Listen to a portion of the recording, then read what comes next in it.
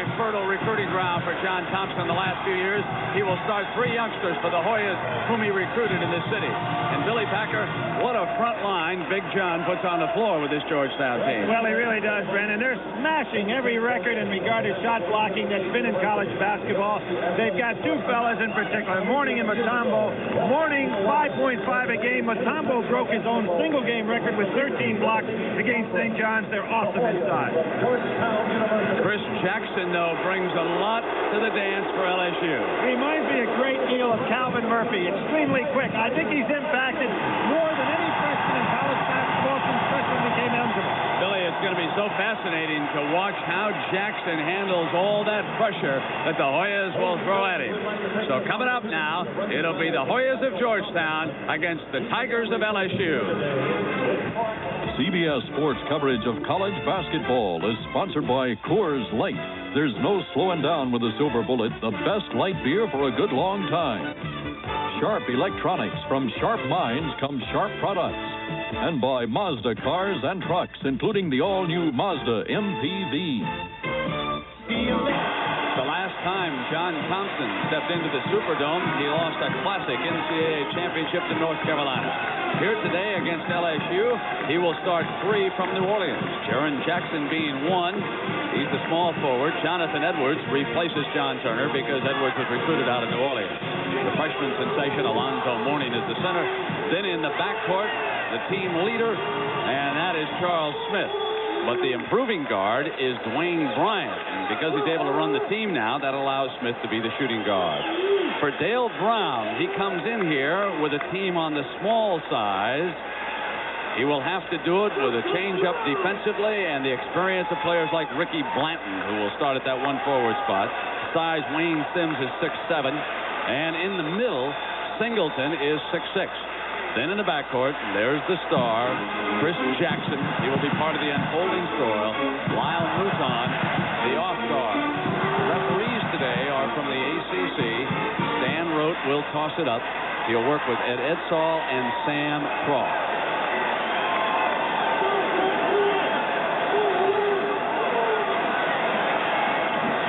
Controlled by the Hoyas, but it is off of Mourning's foot, and Bryant runs it back down, and he'll bring it up now in the first sequence. Brent, we see LSU going to their 2-3 matchup zone. It's what they have to play almost standard fare here. The freak is out this year. A young team. LSU relying more on offense. Smith after the fake. Nets the first shot of the afternoon. The Hoyas were here early to work on their shooting in this vast dome, Billy. They did not practice here yesterday, but LSU did. 1-2-1-1 press with Alonzo Mourning all the way back as the stopper. Blanton takes LSU's first shot. An offensive tap back by Sims, and he comes down with it again. Something you didn't expect to see against that Hoya front line. He's a wide body. Big game against Alabama. Coming on strong. Was an SEC all-freshman last year. Mourning being fronted. And there is Smith hitting the 3. He is carrying this ball club offensively, showing great leadership. And there's that 1-2-1-1 press. What they may be able to get out of this if they can let Blanton handle the ball is to get Jackson alone for 3-pointers down the sideline. Brown's plan is to keep Jackson away from that pressure as much as possible. Ball knocked out of bounds by Georgetown. John Thompson arguing that it was hit last by LSU, but Big John loses this one. Goes Jonathan Edwards showing that quickness to go out there and double team. Here is Jackson, the shooting sensation. Scored 53 in one game earlier against Florida. Doesn't want to pick up that dribble against Bryant that far away from the basket. Singleton with Mouton. Mouton, well-built pull-up jump shot. Sims again underneath doing a job, but this one comes down in the arms of Jaren Jackson. Leads for Smith is short. Mouton with the interception. And Sims is right back. He's got the jump shot. Got a great soft jumper, Brand. He can move outside even to the three-point range. 1-point lead by the Hoyas. All 5 points by Smith. He goes again for his second 3. He's 3 of 3. He has scored the Hoyas' first 8 points. How do you like that follow-through on that jumper? And to think he was recruited as a defensive specialist. Is Jackson cool, Brent? He's just going through the motions here. Singleton hits the last. They go all the way against that Hoya pressure. Dale Brown's clubs have played 100-point games often this year. They only won one of them, but when they let teams score over 100, they have a problem. But you can see they're taking it right at that press.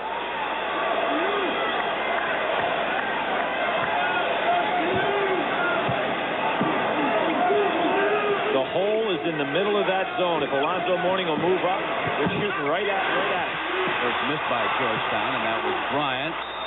Edwards has Sims hustling over, and the first foul of the game is called, and it made Coach Dale Brown unhappy.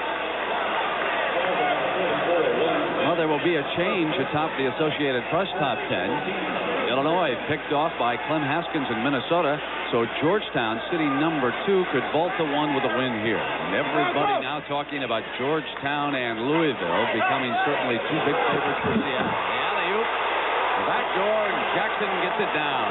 Set play against that zone coming from the weak side, and it's hard for that back line to be able to see it. There's Jackson spinning with his dribble, pounded by 2. That leaves Mouton alone against the double team.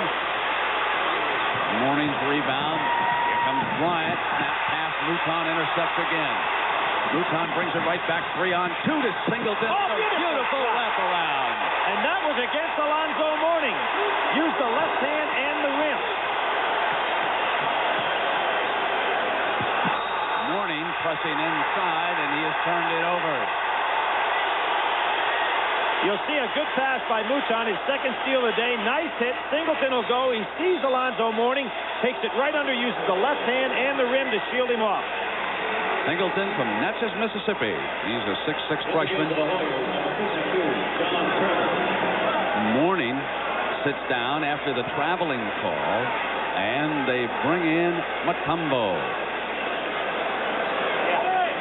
Dikembe Mutombo, and he is called by Coach John Thompson, Deke. They go back to a man-to-man pickup there. Jackson goes right around him. Roots threes and goes to the glass with the layup. Second time we've seen a player use the rim to shield off the shot blocker.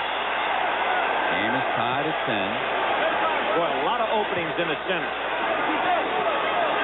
Charles Smith wants to be there. They're giving Bryant the outside shot. They're going to make him prove that he can hit it.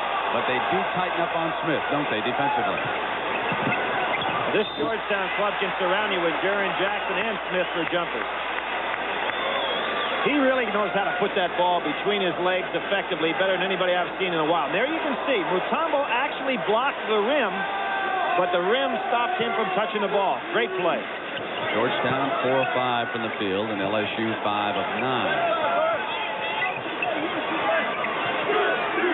Changing up a little bit now. That zone is matching up out front. Jackson up over the top. His second field goal and a 3. Brent, you mentioned Louisville and Georgetown, 2 of the big improvements in their game this year, and the reason I think they're so dangerous, they do have that perimeter shot now. That's his third field goal. And timeout is being called. It's an official's timeout, so we'll take a break at the 15:43 mark. Hoyas lead it by 1 with their 3-point shooting. Georgetown hitting 3 of 4 from the threes. We want to show you Dwayne Shinsius the other night at Vanderbilt. The tennis balls tossed on the court with 2 seconds to go. Florida was trailing Vanderbilt, so the technical foul is called on the crowd. And Shinsius sends the game into overtime. And in overtime, Florida puts it away. Game, set, and match. 81-78. You know who one of his #1 backers is, of all, surprisingly? It's John Thompson. He thinks Dwayne Shinsius can be quite a player, despite all the problems he's had, and it shows the type of competitor he is as he hit those 2 free throws to put that game into OT. Mutombo and Turner continue in the game down low. Smith is out here, but they have brought Tillman in off the bench. Jackson handling the ball, and this is Smith, and he continues to blaze away. That's a total of 10 points for Charles Smith, a member of the United States Olympic team, great team leader, and someone whom NBA scouts are now starting to take very, very seriously. Jackson losing it. He's turned it over. He got it caught on his hip that time, but broke the press. One of the things that he can do is run full speed and still dribble at the same time, a la Petey Maravich, who was the great LSU player, and Calvin Murphy, who reminds me so much of the way Jackson played.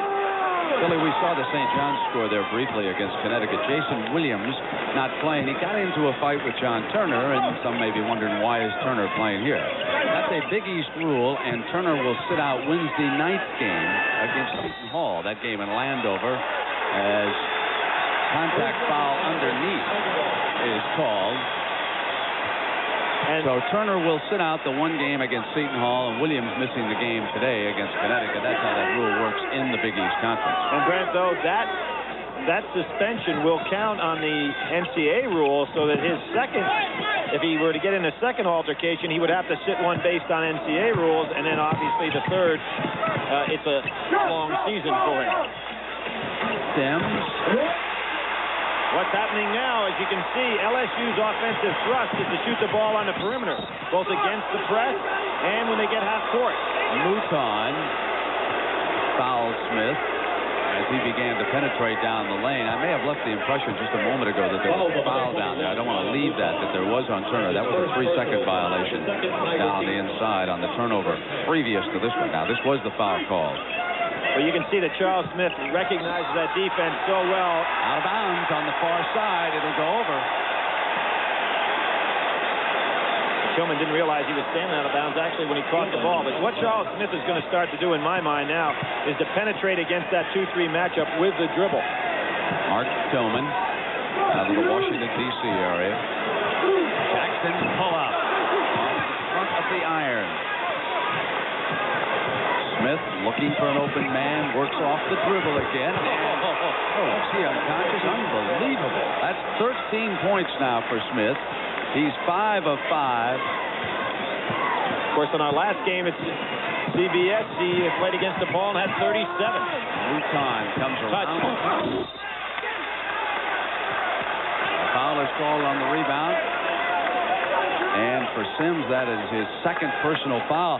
When you think of LSU Georgetown, certainly you must remember the tournament shot of Charles Smith. Now that one last year that won the game. It was a three-pointer off the glass with time running down.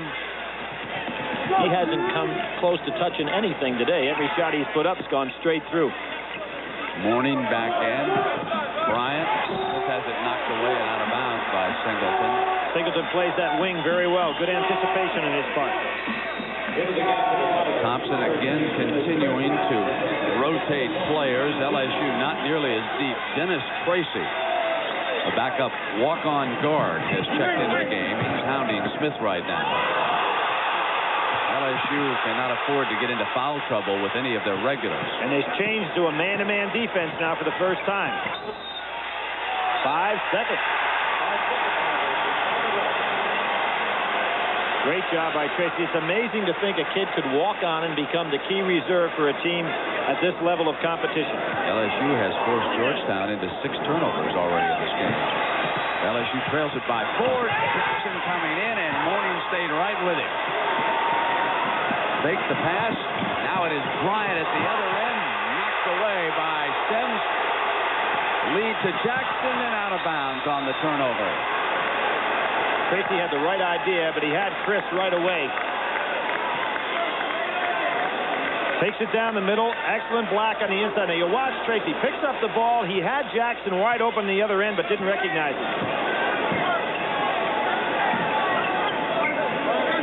Blanton is working on Alonzo Mourning. Remember when Ricky Blanton as a center led LSU into a Final Four? He went up against the likes of Purvis Ellison and some other great big men. Tillman is short.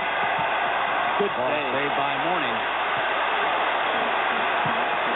Well, that was a stretch with Bedford. Here's Turner. Mourning got a hand on it, out of bounds. LSU's ball. Seton Hall for real this year and headed for the NCAA tournament, and they figure to be a factor in the Big East tournament in March in Madison Square Garden too. They're playing very well, and on Wednesday night they'll take on the Hoyas. Sims, and here comes Smith. 3-on-2. Better stop the ball. Brent, you can't stop a great player if he's got the ball. Don't have to worry about anybody else. Smith had that ball for 60 feet. Now you got Charles Smith going against Chris Jackson. Blanton bangs in a three. Georgetown a little confused defensively that time, and good recognition by LSU. 2017, and Tracy tells Smith. And now it's Jackson. One-on-one, gets inside and draws the foul. Now he went full speed that time, put the ball between his legs, and then wrapped it back around to gain the advantage against the defender. One of the things you wonder about, how can a kid by Mississippi develop all of these offensive fundamentals? He's got great block by Tracy. Now watch Jackson. He's going to put the ball between his legs, then bring it back over on the other side and one-hand it on in. Although he misses the layup, shows you how quick and how great he is with that ball. Billy, doesn't the upbeat tempo in a game like this favor Georgetown? Can LSU afford, as a smaller team, to get into a running game up and down with the Hoyas here this afternoon? Well, it's probably, it's a good news, bad news story for them. They don't have any bench, but they can't afford to get into a power game, so maybe by keeping things wide open, they have a chance to hang in there. That's the kind of game it's been so far. We've got a timeout. Next, Dale Brown in his 17th season as head of the Tigers at LSU. His size not eligible this year with the Proposition 48. In fact, several of the youngsters are over behind the LSU bench here this afternoon. We get a chance to take a shot of them. On the floor right now for John Thompson, who continues to juggle his lineup. Winston is checked in. Ryan takes it down to the left baseline and hits the field goal. Smith, Mourning, Bryant, and Jackson on the floor right now for the Hoyas. The only substitution for LSU has been Tracy, number 13. Wanted to set a pick on the right side for Jackson, and now he gives it up on the pass. Knocked out of bounds by Jackson. LSU's ball. Jackson trying to set up this little solid screen at the side. He's looking for a wingman to set the solid screen. Georgetown changing their defenses right now. Playing a 1-3-1. Bobby Winston's running the baseline.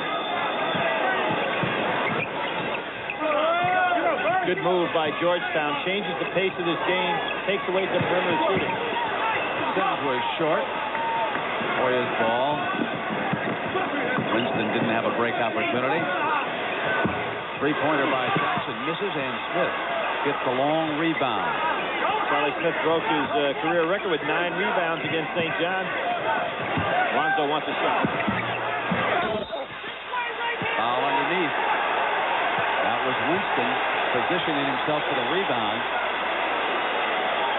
Because Brent, LSU is a small team, they're fundamentally very sound with their blockout techniques. You mentioned before about Ricky Blanton with his great ability to guard centers, and we talked about Bedford, Sally, Walker, Ellison did a great job in that NCAA tournament, but he can play in any position. Tracy tried to draw the charge. Jackson pulls it up and hits the three. He can put it between his legs and have it ready to shoot better than anybody I've seen in a while. Bryant came up on Jackson and drew the foul. And near the conclusion of this game, we'll select a Chevrolet Most Valuable Player of the game for each team, and in their honor, Chevrolet will donate a $1,000 scholarship to the General Scholarship Fund of LSU and Georgetown. That, of course, is coming up a little bit later. Chris Jackson, always a candidate for that honor when he scored 53 against Florida. 27 were in the last 10 minutes. Against Maryland, he hit 15 of LSU's final 17 points. And against Kentucky, their last 16. Now he's committed his first personal foul, putting Dwayne Bryant at the line. Nice little switch by Dale Brown, though, to go man-to-man. He doesn't want to let Georgetown decipher that 2-3 zone to the point that they've got all the holes, so he switches defense. Georgetown bothered at the line. Georgetown not a good free throw shooting team, and that's been something that's been with them for quite some time. Difficult shooting background. You can see that they shoot into that vast emptiness. And it has been hard. Certainly Syracuse fans will never forget Howard Trish missing the front end against Indiana that night. In and out, and Mourning down on the inside. Foul is called with the rebound against the freshman sensation. Brent, that's a great play against the 2-3 matchup zone to break one of your wing players right across the middle. Wide open shots are available. They can do it with Smith. They can do it with Tillman, Jaren Jackson, anybody quick coming across there. 2 team fouls at Georgetown. That was the 5th against LSU. Good play by Georgetown on the out-of-bounds situation. You see a lot of teams getting beat trying to play man-to-man out of bounds. Tillman credited with the field goal. 24-22. Hoyas are up by 2. Fake by Jackson. The 3 won't stay down, but there's Blanton. Game is tied. Did he show you a little bit there about how to shield using your body, a shot blocker? Alonzo Mourning could not get to him. Again, Ricky Blanton, unbelievable inside player considering size. Now look at how he uses his body, puts the ball back out on his right hand, no way for it to be blocked.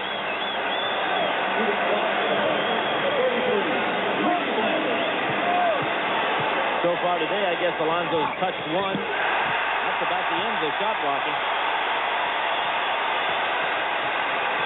LSU up by a point. Ricky Blanton's 3-point play gives the Tigers their first lead with 9 minutes and 30 seconds before a crowd that could break the all-time attendance record. They've already sold more tickets than for any game. Jackson weaving his way inside to the paint area. And now the Hoyas jump back into the lead. Now you want to go man-to-man some to change up, but the problem for Dale Brown playing too much man-to-man is the fact that he's going to wear his club down, and everybody knows that this starting 5 has to go almost 40 minutes. Tracy being the only fellow that can spell him a few minutes.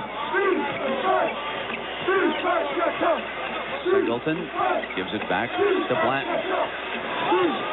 Foul on the shot. Good rebound by Sims. If there's anything that's a surprise so far in this game, it's how well LSU has done on the glass here so far against the Hoyas. Georgetown rebound margin against opponents amazing, and LSU's actually being out-rebounded by their opponents so far this year. So, Brent, your point is well taken here. There's Sims again. With a high arc. He's intimidated by Mourning, but there was Singleton. Has it stripped clean by Tillman. Now it's Jackson in a foot race, trying to get into the running game. Pull-up misses, and Jackson fouled that time. I really thought Jaren Jackson had been better off taking that ball to the middle, let somebody come in behind him. You pull up for that kind of jumper, you have no rebounding opportunity at all. John Thompson goes to his bench. Mourning will come out again, and Mutombo replaces him. Alonzo sits down. Turner will work alongside Mutombo. Tillman, Jackson, and Bryant. Georgetown's rebounding edge, only 1 in this game, 12-11 right now. Bryant taking Jackson. Sims pops out, and Tillman fouls it. What Jackson is talking to Sims, he wants him to clear out a little bit for him so he can go on by Bryant. 5 team fouls apiece, and that is the second personal on Tillman. We've got a timeout. We'll be right back to New Orleans. More than 66,000 tickets have been sold for this game. LSU surprising Georgetown, and that's how we got to this point in the game. Sims with 10 points and 4 of LSU's rebounds. Charles Smith has been 6 of 7 from the field, and when the Hoyas have turned it over, LSU has taken advantage of it. 8 points off those 6 turnovers. Brent, here's a little different defense again. Look at Mutombo coming all the way out. Jackson was short. Mutombo with control, and now the Hoyas will come down. Tracy not realizing they went back to the zone. He was playing man-to-man. Good job by Jackson to let him know. Half-court game for the Hoyas. They'll see what they can set up. They're without Alonzo Mourning, who has not scored in the game so far. The 3-point shot by Jaren Jackson. Some of you might be a little bit confused about the lines on the floor. You say that wasn't behind the line. There is also an NBA line on the floor here. Singleton with the rapid hold again. Second time he's hit that shot underneath with the left hand. Total of 6 points for him. It's that white line. That's the 3-point line in the college game here. Knocked out of bounds. Good job by Sims and Singleton on that block. Now here he goes again. Second time today. Mutombo is getting tired of blocking that rim. That's the second time he's been able to put his hand on the rim. The only problem, the ball was on the other side. The other surprise in this game, LSU has blocked more shots already than Georgetown. It's 3-1. Tillman couldn't hit the penetration, but gets it back. This again, and there was contact underneath, a foul against LSU. That was Singleton. That is his second personal, Billy. Singleton doing a good job on the boards considering his size, just a freshman. And as everybody knows, LSU was considered by most people last year to have one of the great recruiting classes. Stanley Roberts, the 7-footer, Maurice Williamson, and Harold Bordeaux. So all of those fellows will be joining this team next year. Be without seniors, but very, very talented. See, the back to the 2-3 matchup, it allows them to rest a little bit. Intercepted by Blanton and stolen right back by Jackson. He gets to the easy layup. Ricky Blanton doesn't make many mistakes mentally. That was one because they had two the other way. Changed their defenses again. That time Turner was a little confused. He thought the press was on. Yep. Found himself all alone back there defensively as Charles Smith returns for the Hoyas. Well, we see so many of the top teams now going with rotations of 9 and 10 people. Louisville, Georgetown, Oklahoma. North Carolina has always used a lot of people. Look at Mutombo. Does he present a problem for you out there in this defense? 4 of the Tigers have played the entire first half. Mouton, number 21 with the ball, has returned. Sims again, who's doing a superb job on the inside. That is 12 points for him. If Mutombo's going to go out that far, you can see how well LSU picked it up, and they just sent Sims back down low. Nobody there to block his shot. Jackson has to be aware of where Smith is at all times and give up the shots on others. Mutombo underneath. Bean Harris double teamed. LSU goes in and does a great job defensively of hustling for the jump ball, and it'll go over. It is LSU's possession arrow. One of the things Mutombo will learn as he gets more experience, and we know that he has not had a great deal of experience, is to keep the ball up in the air. See, when he brought it down, he became the same size as Mouton, and that's where he loses all the great advantage he has. Score is tied. Georgetown 31, LSU 31. It's a solid screen.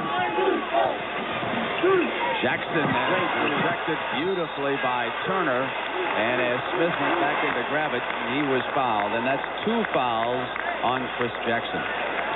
Well, tomorrow at noon Eastern Time, CBS Sports will present Winterfest. Highlighting the Winterfest will be the 1989 European Figure Skating Championships, plus the reports on the cross-country skier Bill Koch and the alpine skier Tamara McKinney. That's tomorrow at noon Eastern on CBS.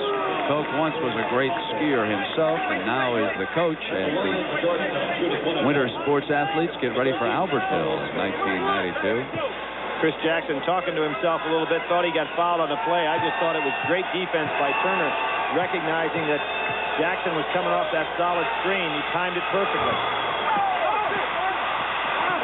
Turner trying to pound it back in, was fouled after Smith missed the free throw. You kind of get the sense right now that LSU is dragging a little bit. They've been out there the whole time. We're going against a very fresh player since the outset. Dale Brown would like to see this next 5 minutes go by in a hurry so he can get him in for a halftime rest. He also has a problem here with Singleton. That is 3 personals, and Dale will have to go to his bench. And that becomes a problem, obviously. Kurt Hammack of the Netherlands will check in. He's 6'11". He's an unpolished freshman. So he gives Dale a big body on the inside, but more importantly, he must rest Singleton with a 3 personal. Georgetown looking for its first successful free throw. Oh, and that, even though that one went in, that was a little shaky on the release. They're like Syracuse. That's really a bad problem for him going to that foul line. Bryant hounding Jackson, making him work on the dribble. And the foul is against Jackson. That's his first. That's a nice two-man game over there when they go with Blanton and Sims, because either one can step out and pass the ball to the other one in the low post. Tough to defend that. Well, here we are with 5 minutes to go in the first half, and Alonzo Mourning has yet to score for the Hoyas. Hammock not even looking for the shot. Jackson will. He ought to keep his dribble alive because he's got Turner on, and they ought to get the ball back to him. He could probably take him. Here's Sims. 14 points for Sims here this afternoon. He came in averaging only 13 a game. Already exceeding his average. They forced the turnover. Here's Jackson for the layup. He's had a couple of those today. They just didn't get him the ball. Timeout. The Superdome in New Orleans. 66,000. Most of them enjoying it. Superdome coming up at halftime on the road to the Final Four. I'll have scores and highlights from around the country today. Pat Summerall will bring us the latest on golf from Pebble Beach. And in Houston, there were 50,000 at that game, but 2 million say they saw the contest. I'll tell you how coming up at halftime on the road to the Final Four. Let's go back to Brent. That's always the way it is, James. 2 million. If it had been a bad game, nobody would have admitted being there. But it was the classic, wasn't it? Elvin Hayes, Lou Alcindor in those days before he changed his name. And here we are breaking that attendance record. 66,000 plus tickets sold, and they're watching a good one right now. LSU leading favorite Georgetown as this shot is short, and Jackson gets inside for the rebound. They work it back to Smith. Good job by Mouton coming out. Boy, just great defense that time by LSU. You would have a tendency to charge at Charles Smith. Mouton came out under control and took away the jump shot. That's the 10th turnover on that 3-second violation. Brett, so far LSU really has thrown Georgetown off stride. Tipped ball, but into Jackson's hand. Here is Blanton. Pass to Sims on the inside, who's done a great job underneath with 16 points against Mourning and Mutombo and Edwards. They tried all three against him on the inside. They've been unable to stop him here so far. Very unselfish passing by LSU. Jackson gave up a chance to penetrate. So did Blanton.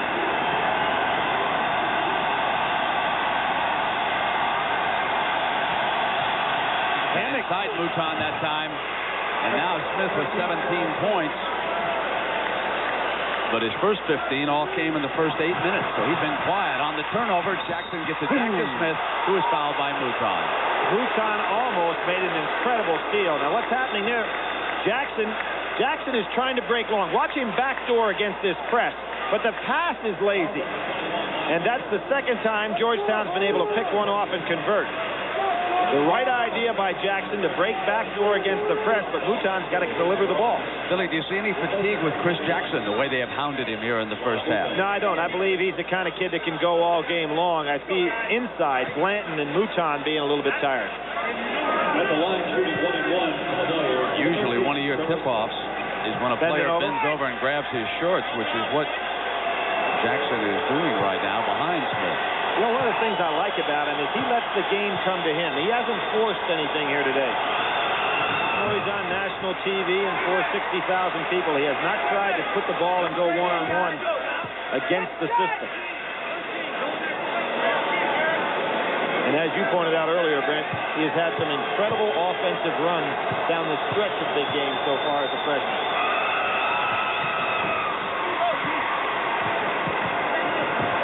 Some of those away from home, so he's got a lot of boxes. Sims back to help out. Gets it into Jackson's hands. They're trying to take it the distance, and Smith almost with a great steal, but the ball was out of bounds. LSU's ball. Smith all right. Charles Smith, gutty ball player, does the right thing. Comes from the blind side. Jackson couldn't have anticipated at all that he'd be there. And Charles goes over everybody. Tracy, who did a good job for a few minutes the last time in there. Not an offensive threat, but a nice job defensively. Mourning's rebound.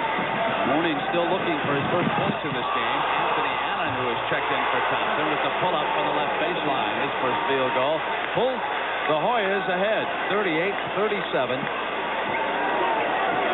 This is really, again, 3 different people have guarded Jackson so far. There's a great help by Smith. Took away the jumper when Jackson had Mark Bryant beat. Jackson comes back to the right, knocked away by Allen, and there is Sims off the fake, right back with the shot. You know something about him, Brent? He's got the wide body, so you can't get real close to him. And if you're a shot blocker, as Alonzo Mourning, you get thrown off track because of his ability to arch that high jumper. I believe there was some ice thrown on the floor. That's why the horn was blown, and now the crowd is being warned here. One of the ball boys runs out of the floor. Don't ruin a spectacle by one person's stupidity of throwing ice on the floor, please. Well, it seems that we have coaches around the country that have to go to that microphone. Unfortunately, Bob Knight did it last week up at IU. Now Dale Brown takes the mic. I think what they're going to have to do is send some people to the exit when they find them doing it. Maybe they'll let them concentrate on the game a little more.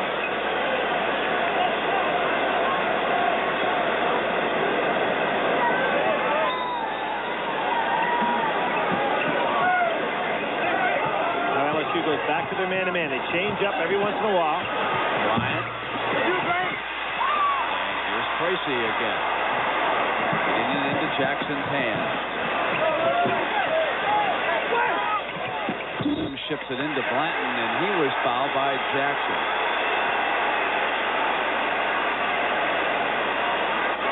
We're going to see a good solid screen on the inside. Tracy trying to come over the top. Strong kid. He puts Allen right on the floor. That was a Hoya sandwich they made him right there, Bill. No, Dale Brown made an interesting statement the other day. He said playing against the Georgetown team with all their defensive pressure is like playing a team that screams a lot. And you think of Indiana, you know, they constantly screening, constantly pressing on one end of the floor. He says it sends a tempo with the referees that throws them somewhat off stride. So far today, obviously, that press has not hurt LSU at all. But it hasn't been Blanton or Jackson who's been the star here for Dale Brown in the first half. It's been the unknown Wayne Sims, 6'7" sophomore, who has poured in 20 points. His biggest game double-wise is 25 and 12 against Vandy, points and rebounds. Great first step. And Tracy fouled him after he got past. Well, coming up next on CBS Sports, third-round coverage of the AT&T Pebble Beach National Pro-Am. Mark O'Meara with a 2-stroke lead. Read that last play by Charles Smith shows he's got the full package. That was a change off the pass. He can put the ball on the floor and dribble by. He's got the outstanding shot so he can extend the defense. One of our Olympians, and always has that same exposure on his face, same reaction. All business. You see that shield on Smith's jersey there? That is the bicentennial shield that all the Hoyas are wearing on their uniform this year. One shot.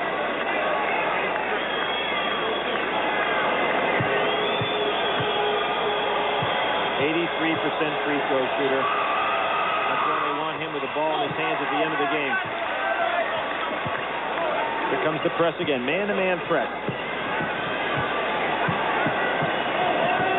They've had a much better time against the man-to-man than they've had against that zone press. Great turn step by Jackson, and he was fouled while the ball was put on the floor, and John Thompson saying that's a touch foul. How can you call that one? He just tapped his hand. John working that official a little bit because he doesn't want that to be the pattern of this game. So you make it be known on the first one that's called. Boy, it'd be hard to defend Jackson. Did you see that quickness with which he turned to the left side? Wow. Brent, I was mentioning before, a kid from Mississippi, where does he get these type of drills? And in addition to being very well coached in high school, obviously, he gets them off of television, watching guys like Dr. J and Michael Jordan, and then tries to emulate those drills at a full-speed pace. He has it down to a science.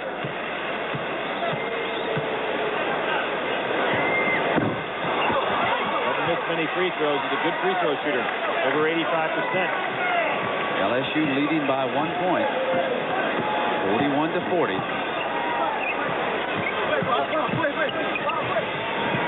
Ball stolen by replace him. Good defender. Now Jackson. After missing the free throw, he comes back with the field goal.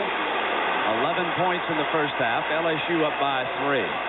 Georgetown's only loss this year was to Seton Hall. That game was played in the Meadowlands.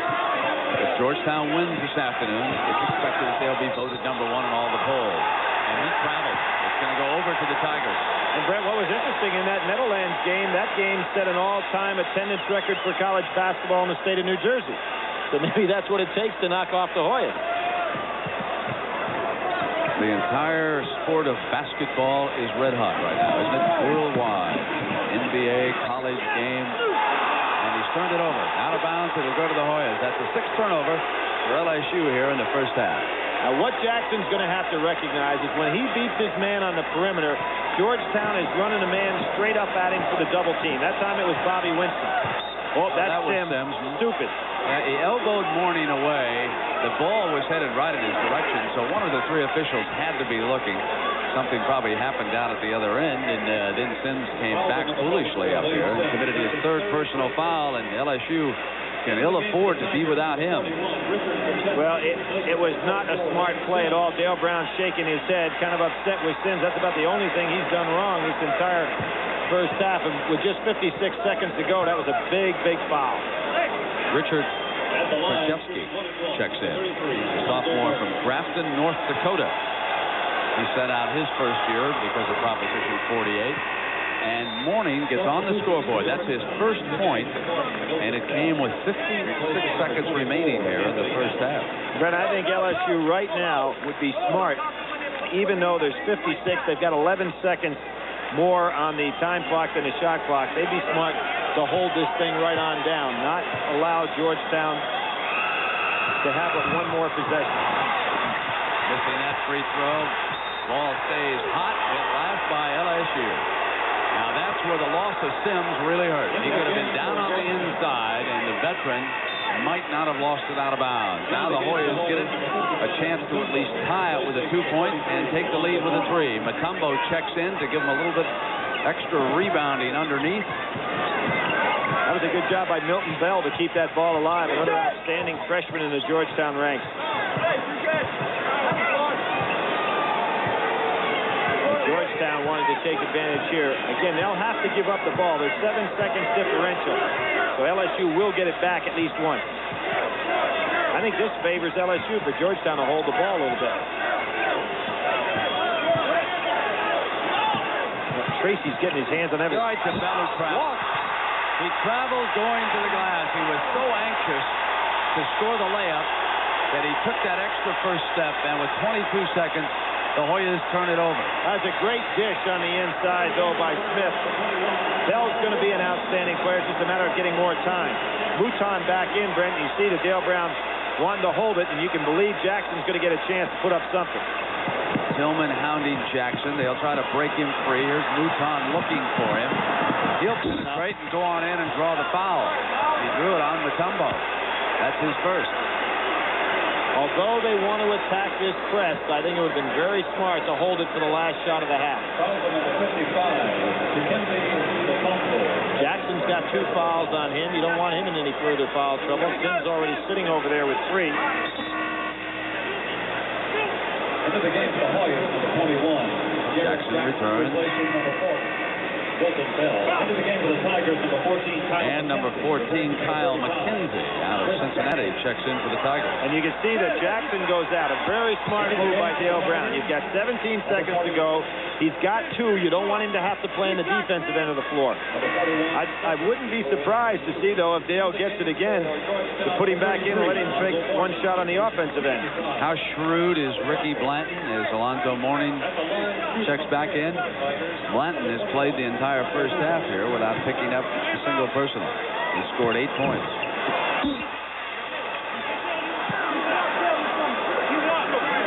Blanton last year an All-SEC performer, the coach's choices.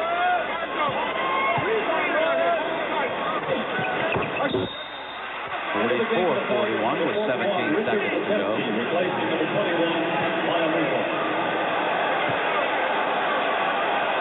Well, it'll be Smith looking for the 3 right now if he can find it.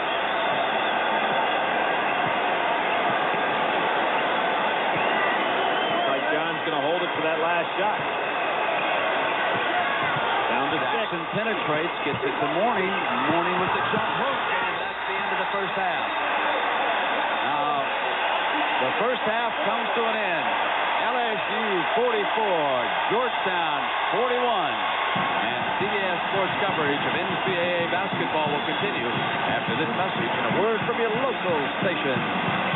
The biggest thing is the fact in the first half, LSU shot 54% against Georgetown. Georgetown number 4 in the nation percentage defense. So LSU really found some openings there. They go back to their 2-3 zone. Lonzo Mourning trying to get off the blocks on the inside here for the Hoyas and give them some punch. Jackson this time on the pull-up misses and gets it back. So another rebound for Georgetown. Sure, an explosive scorer inside. Alonzo Mourning and Turner are going to have to find out where the holes are in that zone. They're not moving up into the openings. They're staying back with the backline people. That's why they're not touching the ball. See if Alonzo will just break to the ball a little bit. Smith's quickness gets him on the inside, and he banks one off the glass and cuts LSU's lead to 1 point here. And now the pressure. 23 for Charles Smith. Blanton, and they get it into Sims, and it's rejected by Mourning. Beautiful touch pass by Ricky Blanton.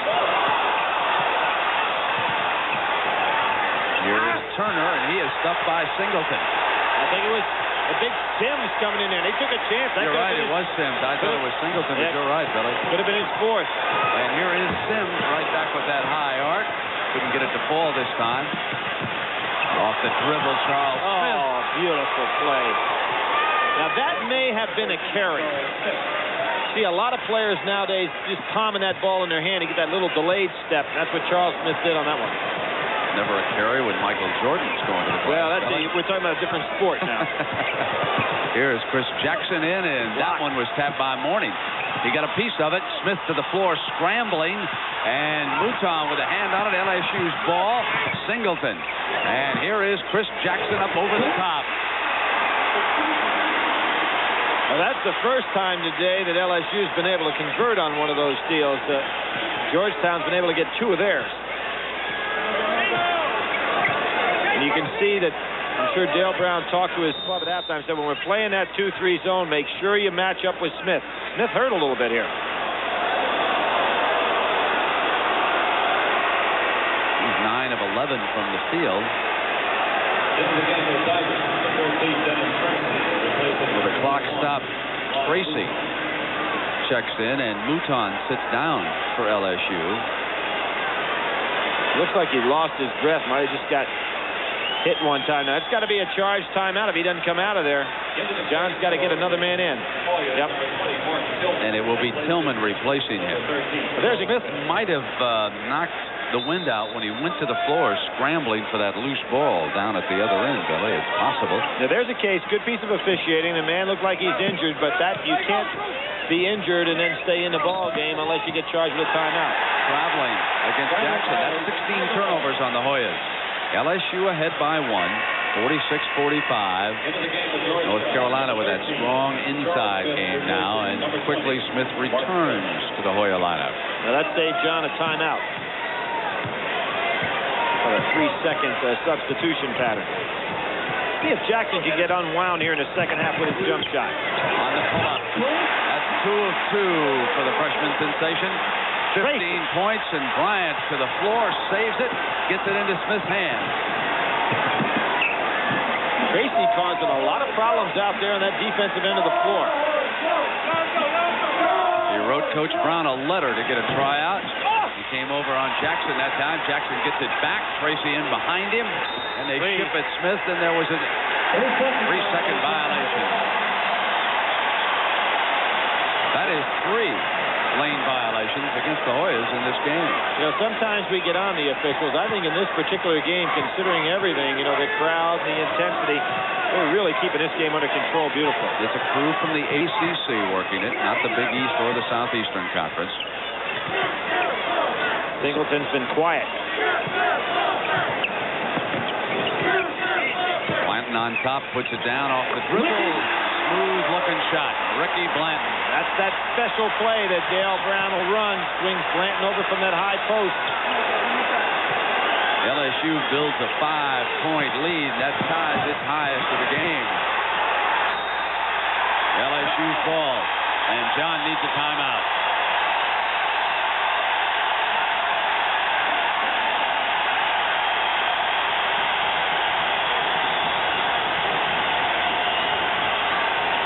Winterfest is tomorrow. Coach Dale Brown of LSU is wearing a wireless microphone for us on the sideline this afternoon. Dennis and Chris are going to play the guards man-to-man. You three guys are going to play a zone, okay? He's got who? 12. But you play off of 12. Well, let's see. We can let him just play in the zone kind of. You play man-to-man, and you play a one-man zone out front, okay? You three, in other words, we're going to let him take Smith. What I think is, it's incredible how this guy can get it done the way he does it. He's actually talking about playing a box and one, but it started out developing a new defense right in the timeout. One of the most democratic huddles we have ever eavesdropped on. But, you know, they're all listening, and I'm anxious to see what they eventually end up playing when they get down the other end. Jackson with that quickness is fouled by Bryant. That's 3 fouls on Bryant.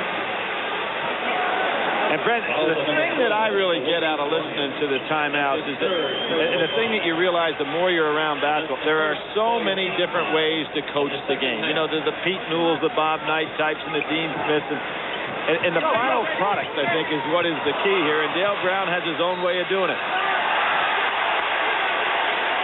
LSU's ball. Boy, Sims just have it with the exception of the foul trouble, and he can't afford to pick up that fourth. He's having a great all-around game.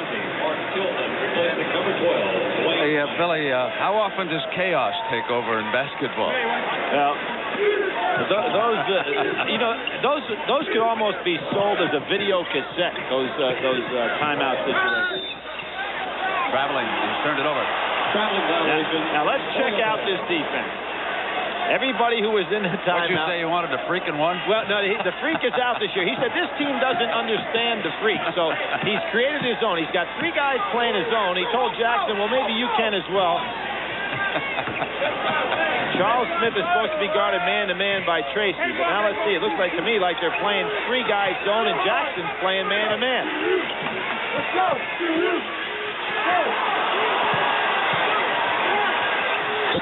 Jackson, and he's fouled.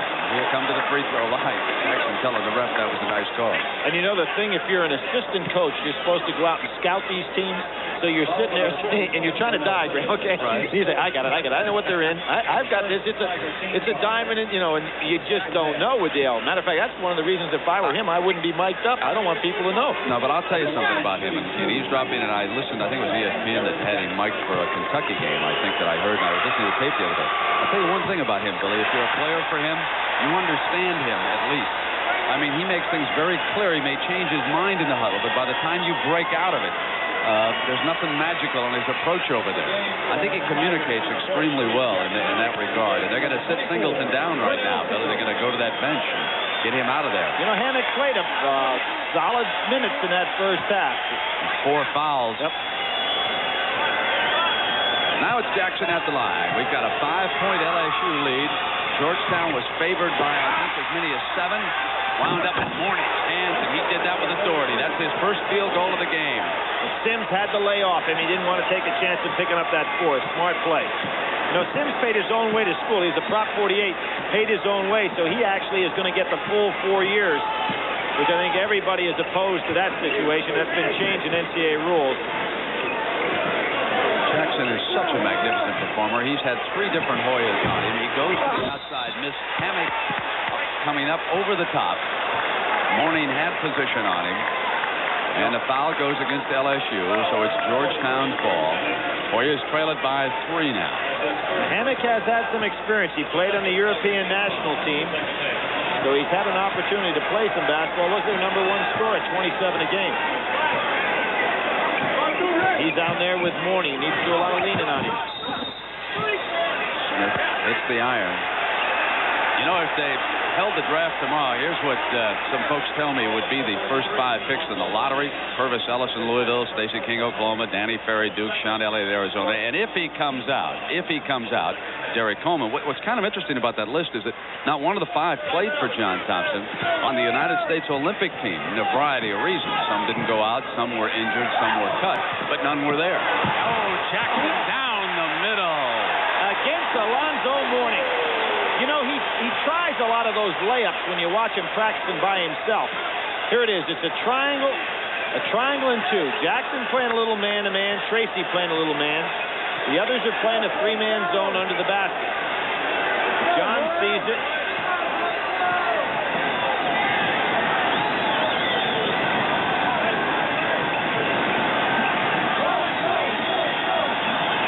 Set a solid screen to get Charles Smith open. Now, they've counted so much on him offensively. Here comes Mourning. Now Mourning with 2 field goals in the second half. Hammock ought to be able to stop that play. It was right in his area. Jackson back at the other end. Missing that time. Mourning off for the lead pass. Smith will run it down. He's got a man on the other side, but he traveled. I'm surprised he didn't give it up right away in the 2-on-1, Billy. He really should have given that one up. It was a much easier play to make the pass than to try to take it himself. But he's got more than half of the points they've scored out here today. Did you expect the game to be this close? Not at all. Not at all. I really thought on paper Georgetown far superior club. Nice job by the LSU Tigers here this afternoon. Up pass. Jackson, and it's rejected by Mourning. Back by Tracy, who's come off the bench for a great game. He really has great instincts defensively.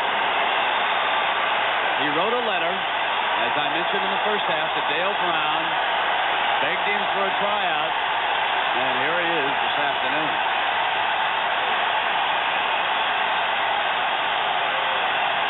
John, what Dale Brown has done to Georgetown now, with this change in defense, it's making John change everything he was doing offensively because he recognized it's one of those strange defenses.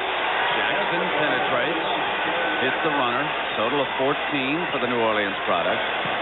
12:50 to go in regulation. Blanton back at the other end for LSU, and Sims losing control. It went out of bounds. Hoya's ball. That was a pretty good catch by Sims when you consider that bounce pass was almost down at his ankle. Missouri having a struggle with Nebraska. Missouri, a good club, moving into that top 10 now.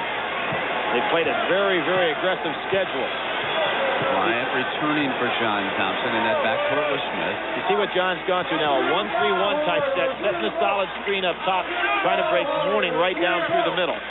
Sam Jefferson has seen some playing time. He's rotating on that baseline down there. Mourning is going to set a screen on Tracy this time that won't quit because Tracy got him with a little elbow coming across the top. Watch it. Mourning's waiting. That's an illegal screen. With both arms out on his hips. Jefferson, offensive rebound, and Tracy is there defensively. Hoyas keep possession. Jackson back with the shot. Rattles out. Hoyas on the inside, and it was Mourning, and the foul goes against LSU. You know, I think I'd let the sleeping dog lie. I don't believe if I was a little guy, I'd throw an elbow on him because Mourning's starting to really get fired up for this game. You know, Billy, it's interesting on that draft list, that hypothetical list we put up. A couple of scouts, I said to them, if Alonzo Mourning elected to come out after his freshman year, and there certainly is no indication that he intends to, but if he does, where would he be? Number one. Everybody says that because they feel he's a pure center, that you can work the inside eventually in the NBA. Jefferson. Second time today that LSU's been killed on the out-of-bounds situation. That's a 1-point LSU lead. Had been up to 5. They led once by 5 in the first half. Hoya's biggest lead in the first half was 6 points. You can see the respect Georgetown has for Jackson's ball handling ability. They pull right back off of that press. Good double team. Now, this is something Georgia did very well. Singleton. One of the things we notice now about Alonzo Mourning as the foul goes against Georgetown, notice that Mourning is not taking the fake. Both Sims and Singleton in the first half were faking off the pass, and Mourning would rise up to block the shot. He's holding his ground here in the second half. and sticking right with his smaller opponent. Singleton comes up to the line right now. 3 of Mourning's 5 blocks have come in the second half. He has 2 personal fouls in the game. Brent, what I like about Alonzo Mourning, and I saw him in Olympic trials, and then, of course, as he proceeded almost to make the Olympic team, he is a real warrior, great competitive spirit, kind of guy that wants to be on winning teams regardless of what his individual stats are. Good test for him here this afternoon. A poor first half by his standards, and now he's battling back here in the second half. It's a good move to pull him up top. It gives him an opportunity to come down that lane without a body on him. He wants that solid screen. Bryant was open underneath before Singleton flashed in there, but Jackson elected not to try. No shot. No shot. It was waved off by the whistle. Tracy fouled him before he took the shot. So that's 2 fouls on Tracy. And that's 4 team fouls against LSU this half and 3 against Georgetown. So we'll take a timeout. Be right back to the Superdome in New Orleans. 4 of them in the second half. Smith has been their mainstay, and LSU leads it by 2. Billy, a question. If Georgetown is upset, who would you vote number 1? With or without the upset, my number 1 pick's Louisville. I think they're playing better than anybody in the country right now, and I really like their ball club. Well, I'll vote for Georgetown if they win. All right, well, I'm kind of going against the tide. I realize that a little bit, but it's not the first time. No, listen, I've talked to a lot of folks, Billy, who really think you might be right. Denny Crum, again, doing a fabulous job with Louisville. Purvis Ellison out of Savannah, Georgia, now a senior. Here is Smith coming back again. Oh, Tracy is putting on a show. Isn't he, though? Wants Jackson. What a pass. Through the foul. I can't believe he got the ball to him. Boy, that was just a super bit of sportsmanship, too. Jackson made the great catch. Smith gets a piece of this ball.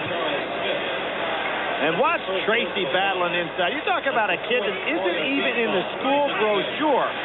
He walked on at the last minute. Now watch Charles Smith gets a piece and then commits the foul, and then the 2 players go right after each other and shake hands.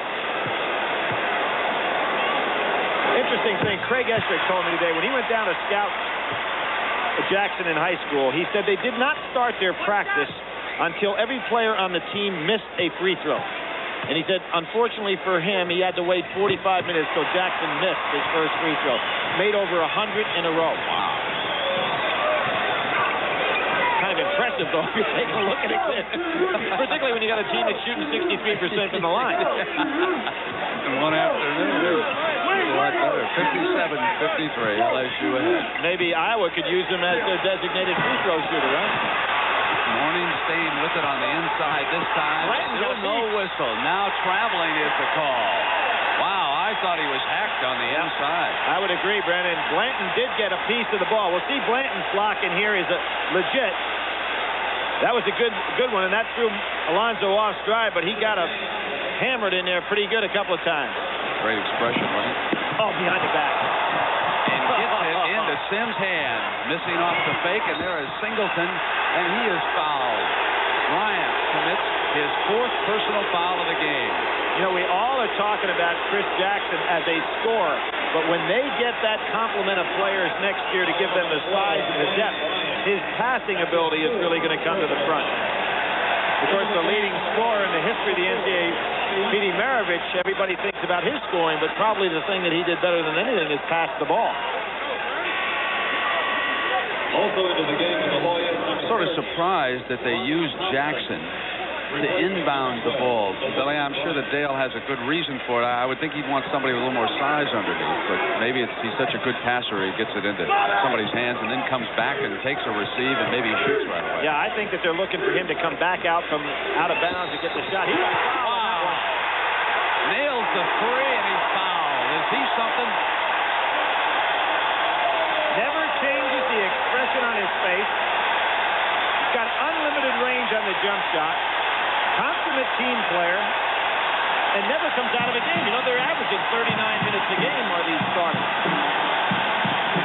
He's going to sell some tickets. Can't sell any more than they did. Well, to give you an idea, LSU this year, season ticket sales were down about 2,000 before the season started. Now you can't get a seat anywhere when they play.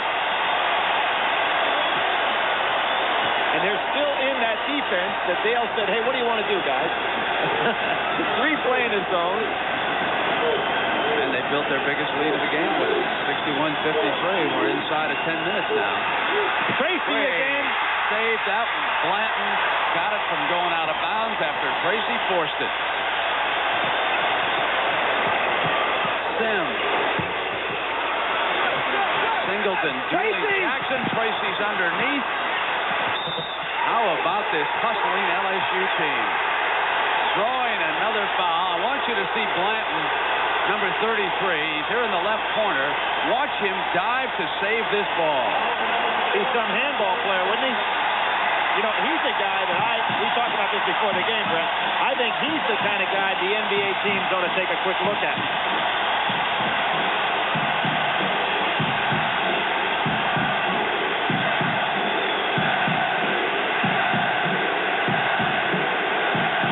Back at the Superdome in New Orleans, Louisiana.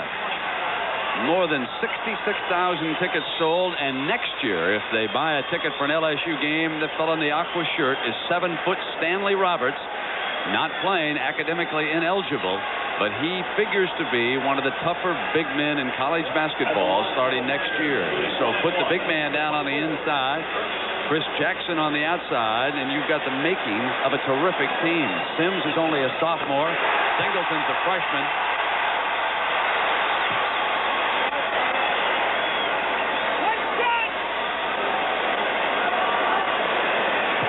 Singleton in foul trouble in that first half has really come on to do a great job on the boards here in the second. 9:24. Stamina is going to be the big question for LSU as North Carolina comes up with the win. Jackson from the outside. 16 points for Jaren Jackson. And more great basketball headed your way tomorrow. The Lakers and the Mavericks at 1 Eastern time. The NBA on CBS. You notice Kareem had his biggest scoring day of the year the other night. And to Sims.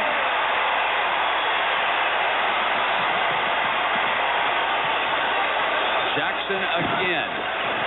Missing. Blanton with a hand, and there is Tracy. He traveled.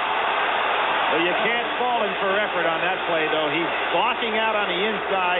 He just couldn't get his hands on the ball. Coach Thompson will try his son right now, the freshman, Ronnie Thompson, the 6'4" guard wearing number 30. Hasn't handled the ball yet. We'll point him out to you. And jump hook by Mourning. Singleton was going to commit goaltending and thought better of it, and the ball went in. 65-57. Tracy bringing it up on the coach's son right now. Now they're going to a much tougher man-to-man defense. The Georgetown pressure we know of coming to the front now. And here it is. And right away they get a layup off of that pressure. I think it's a good timeout situation for Dale Brown. He does take one. Georgetown turned it up a notch.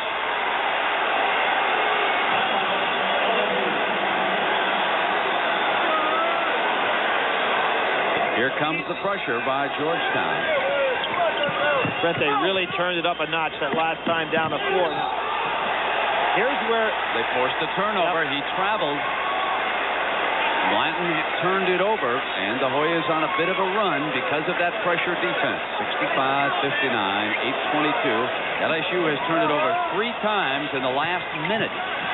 Jackson gets inside, rises up above everybody, and they're making him pay the price now for these mistakes. And you notice they're not guarding the man taking the ball out of bounds. Here's where Jackson has taken over some games so far this year. They need to get the ball in his hands and let him go a little one-on-one. Ronnie Thompson is out. Winston and Tillman are now there. Winston gambled, didn't get it. Blanton short off the shot. Sims can't tap it up and in. Here is Tillman out, and it winds up in Tracy's hand. Now Singleton. Good bank shot. You know, Tracy's not going to show up much in the scoring stats today, but he has been the man that's met the challenge each and every time on the defensive end. And here he is. He's guarding Smith. Jackson playing a little one-man zone out in top. They're back to the 2-3 matchup now. I have a copy of the letter that he sent Dale Brown. If I get an opportunity, I'll read you a couple of sentences from it. And John Thompson asking for grabbing the arm. Tracy has been able to come around from the backside. You almost always get a foul on that play, but he's getting away with it. There's Tillman, who was open underneath. On the inbound pass, they work another easy field goal. 3 on the out-of-bounds situation. 4-point lead. Here comes Sims on the inside. Jackson blocked it. He comes back and hits. So Sims, who has been relatively quiet, now with 22 points for the game, but 18 of them were scored in the first half. Jackson's spending too much time moving around defensively. He's got to remember who the shooters are. Tim Smith, a nice offensive player.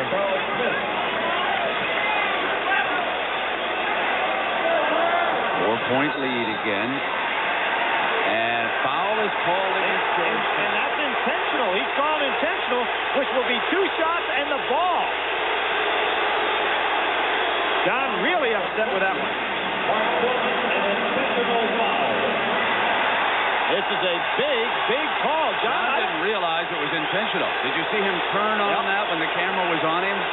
John just thought it was a bad call, and he just didn't know it was intentional. I think it was a very bad call. What happened? Tracy tried to break away from Tillman, and Tillman just put his arm out there. Very unusual call of a...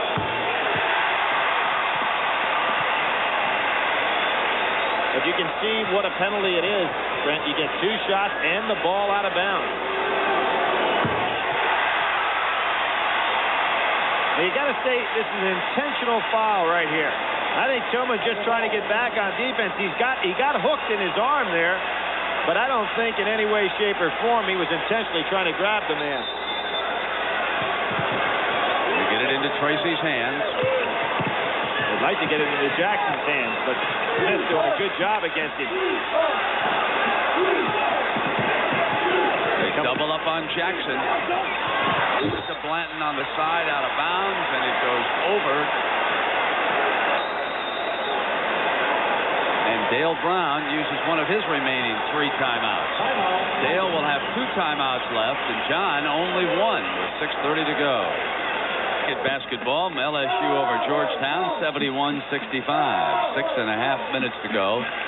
Georgetown's ball following the turnover. They go man-to-man. It's Tracy on Smith.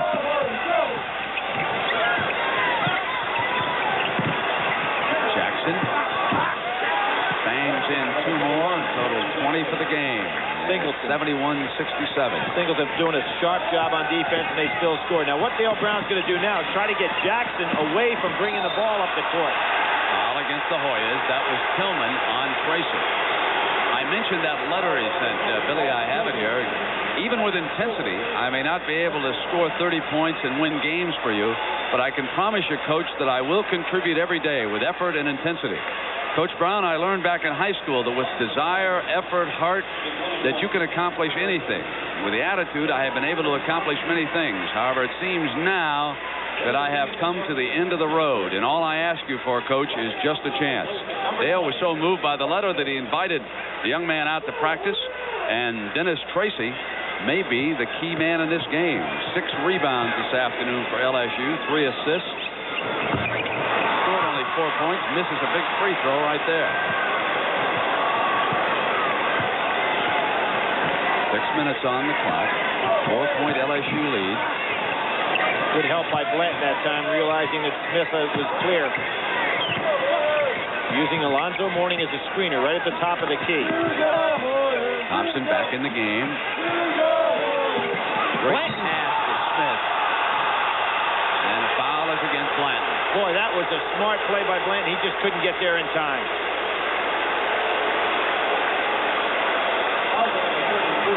Good backdoor cut. Blanton came all the way across the lane. And the 6th Tiger team foul. The second half. Now watch how far Blanton comes over. He recognizes what's going to happen. He steps over, doesn't get there quite in time, but had the right idea. 13, Charles Smith.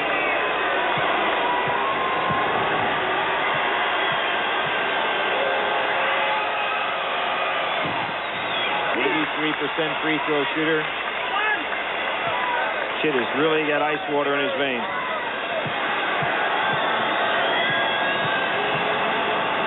I mentioned last year, Brent, talking to kids in the Big East tournament, the one guy they didn't want to see have the ball in his hands at the end of the game in the whole league was Charles Smith.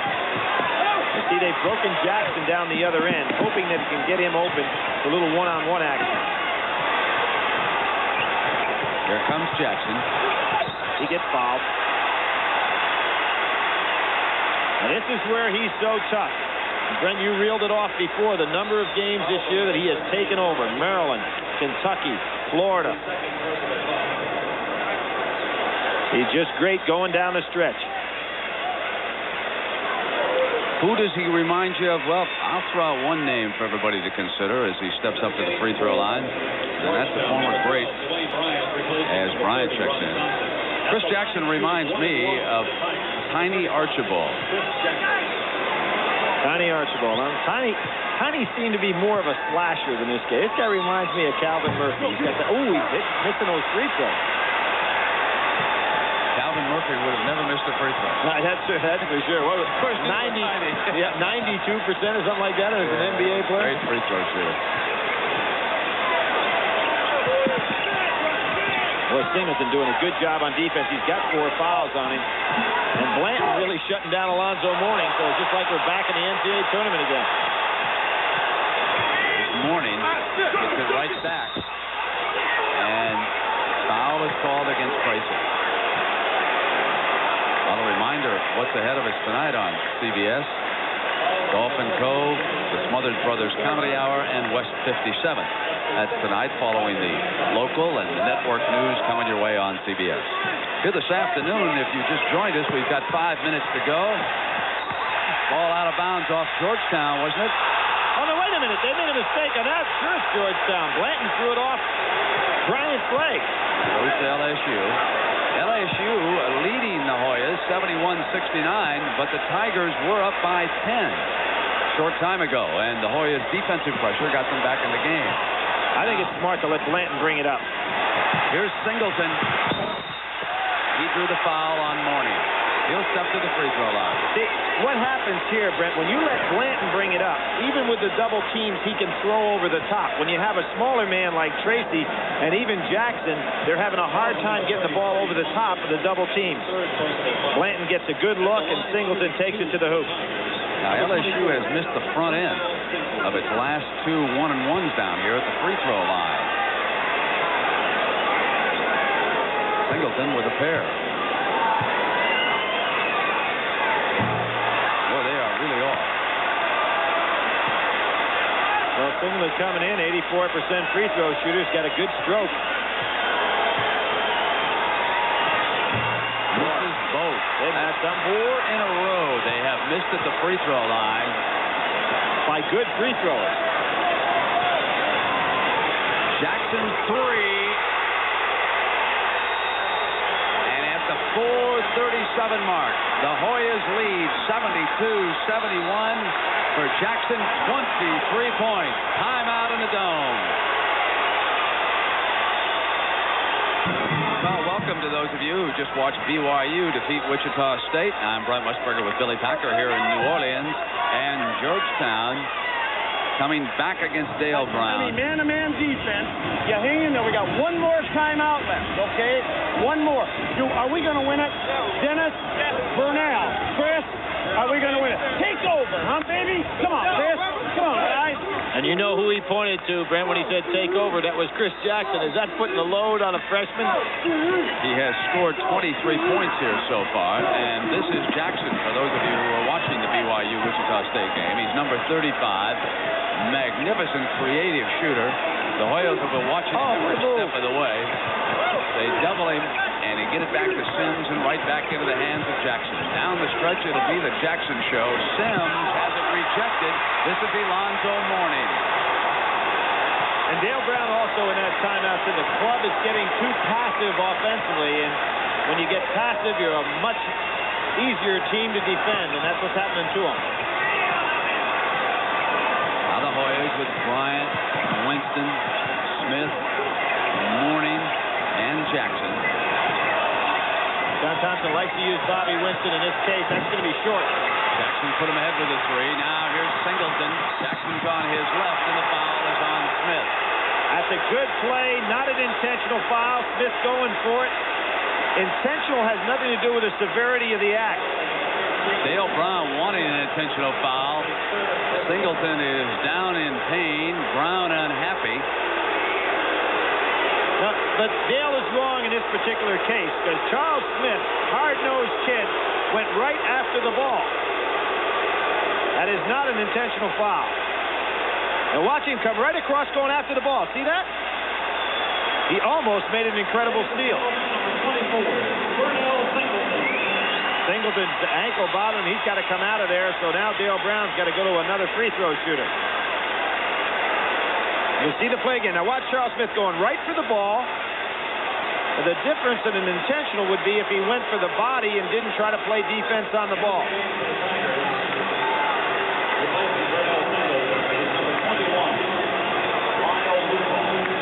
Timeouts. Each team with one remaining. In case of a jump ball, LSU would have possession. Now Mouton, coming off the bench, will step to the free throw line to replace Singleton. Really hurts Dale Brown in this respect, although he makes the free throws. His team is really small out there with Singleton out of the game. Playing with three guards, Tracy, Jackson, and Mouton. Blanton and Sims up front. And Mouton off the bench hits both in a one-on-one situation. It is Singleton's right ankle which is receiving that take. 3:40 to go. On the strength of the Mouton free throws, LSU up by a point, 73-72. Why the matchup works is Georgetown really has gone with four guards and Alonzo Mourning. Score it and put Jaren Jackson on the line. 25 points for Jackson. Well, his high is 38 against Seton Hall, the last regular season game last year. Shows what an explosive scorer he can become, and this year he's been so much more consistent because John has given him the shot to be that wingman that gets involved so much offensively. Great homecoming for Jackson, isn't it? Walter Cone High School here in New Orleans. Well, between the three Georgetown players from New Orleans, they have about 60 or 70 people here watching today. Family I'm talking about. 2-point Hoya lead, 3.5 minutes to go. I think if Dale Brown takes a look at this, he can stay with that three guards that he's got out there. Great defense by Charles Smith. He's just keeping the ball away from Jackson. They may have to set a screen to get him open. And Jackson jumped out on the double team. Now they move to Mouton. Cross the floor to Tracy. They're leaving him alone. Here's Blanton. Blanton with a jump shot. No call. Sims goes up, and Mourning fouled him. By spreading out Georgetown, you see Sims, who's so quick to the ball. Now, I'm not going to put him in the class of Charles Barkley, but he reminds you a little bit about Barkley with that bulk, how quickly he can get to the ball. 4 fouls on Mourning. Singleton returns after getting that ankle tape. And Tillman checks in for the Hoyas. Shooting 1-1 for the Tigers, number 44. Billy, what's the foul situation? Well, there it is. Well, Tracy, who has done an incredible job. Singleton, Sims, who's played the entire second half with 3, and Jackson, who did not pick up another one. On the other side, John is so deep with talent, it really doesn't hurt him. Long. Singleton winds up with it, comes back, and goes down hard again. Well, possession of the ball would have been more important than putting it up. Singleton really limping. And Johnson is going to spread things out. Remember, Tracy has 4 fouls on him, but he's going to have to just go and keep playing Smith tight. Jackson. Jammed in by Alonzo Mourning. 7 of his 9 points to make it 8 of his 9 here in the second half. 3-point shot. He's got to get Jackson the ball somehow. Sims hits the field goal, and there's a foul underneath. Basket's got to count. I'm wondering if it's against Jackson hitting Jaren Jackson. Foul to number 24. And when we conclude this basketball game, we'll send you out for third-round coverage of the AT&T Pebble Beach National Pro-Am. Leaderboard starting to back up in that tournament. 3-way tie right now. Brett, that was on Singleton. That's his 5th. That may be a blessing for Dale Brown, though, because he comes back with Mouton. He gives him the 3 guards, and he needs some outside threat.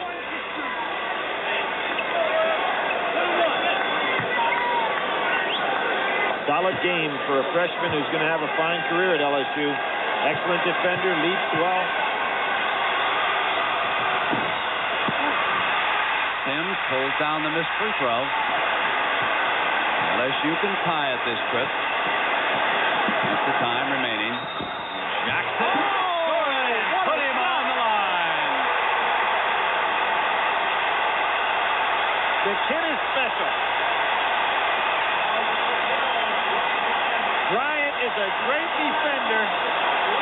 And watch what Jackson does to him. He gets him on his hip and glides it right on through. And no emotion. When you watch him shoot around in practice, that unlimited range and that great wrist snap of his, even though he was getting bodied, he still had the ability to keep that ball in control with his wrist.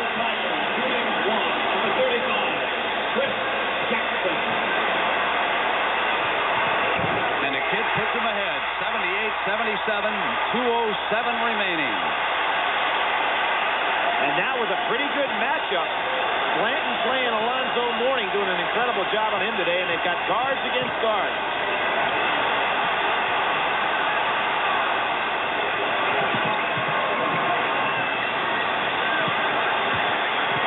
Here's the other Jackson. And he is fouled. That was Sims.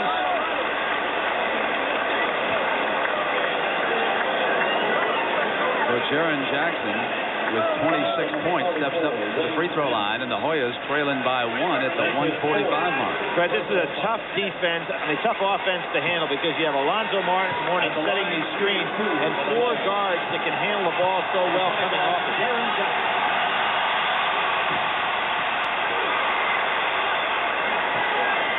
More tickets sold for this college basketball game than any in history. 66,000 plus. And they've enjoyed a good one. Jackson missed that one. Knocked back into the hands of Smith. That was Bobby Winston. Fellow right here. Excellent team field general.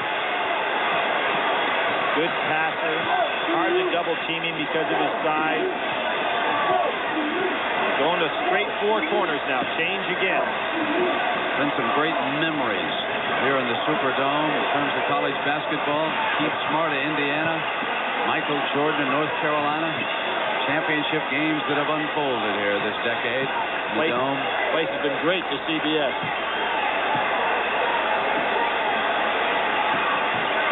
Smith won't go down. He hustles after it in the corner and gets it away from Sims at the 1-minute mark. Each coach down to his last timeout. Got a 15-second differential, clock and shot clock, so LSU will get the ball back at least once. Straight 4 corners. Smith is their clutch shooter. Jackson's been the hot hand today, and Mouton fouled him. You know, Brent, here's the case where I think a team that goes 4 corners on you, instead of getting spread out man-to-man, pull everything back. If you're not going to go press them, pull everything back to the foul line so they can't get that breakaway on you. And let the clock work in your favor as opposed to it being your enemy. Singleton's ankle must really be bothering him because as he fouled out and the other fellas over there on the bench can't come in. So with Singleton out with fouls, it's such a small lineup. Doesn't matter anyway as Jackson hit the free throw.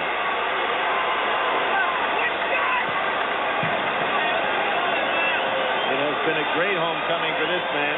There's Dale Brown with Coach Abernathy. He's been with him for 14 years. Oh, a big one, but Mourning comes back, Blanton off with it, and with 34 seconds to go, the foul against the Hoyas, and Ricky Blanton will come up to the other end. Now there's one of those freshman mistakes. Alonzo grabs the rebound. All they want is possession of the ball. They had the 1-point lead. He tried a scoop shot that just wasn't in the cards. The senior leader, Ricky Blanton, comes to the free throw line, shooting 1 and 1, and the Tigers down to the Hoyas by a point. Well, they came back and beat Georgia, and Blanton didn't even take a shot in the second half.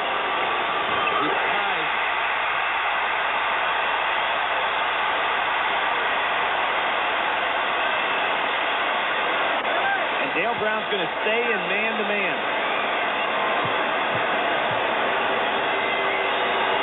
LSU leads by a point. 34 seconds to go. Shot clock off. John has that one timeout. Now he wants it. Now Thompson will use his last timeout.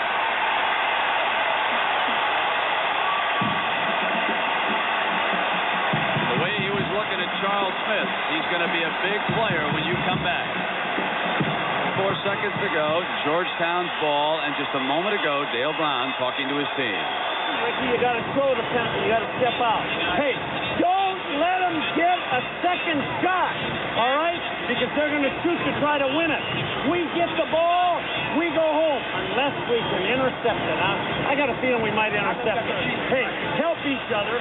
If they score, tell me when it's timeout. Norman Vincent Peale never ran a huddle any better. The power of positive thinking. I think we're going to intercept it. Here comes the main man. Smith is up with his shot. He was fouled by Tracy. Charles Smith really caught at a tough angle there, and Dale Brown told his club that it would be Smith or Jackson that would take the shot. Charles Smith's going to come up off the floor and shoot these fouls, believe me. He is tough as nails. He felt a little contact and then went to the floor. That's all for Tracy, isn't it, Brent? I think that's his 5th. Yeah, you're right, Billy. It is. You see, he caught him right there. Smitty, look at the concentration on Smitty. On the way down, his head still watching the flight of the ball. So Tracy will leave the game, and Russell Grant getting ready to check in for the first time. LSU does have a timeout remaining. Number 22, Russell Grant. Going to use it to try to ice Charles Smith. Now, I don't know. I think I'd have let him on the line because he's injured a little bit. Make him shoot it right away.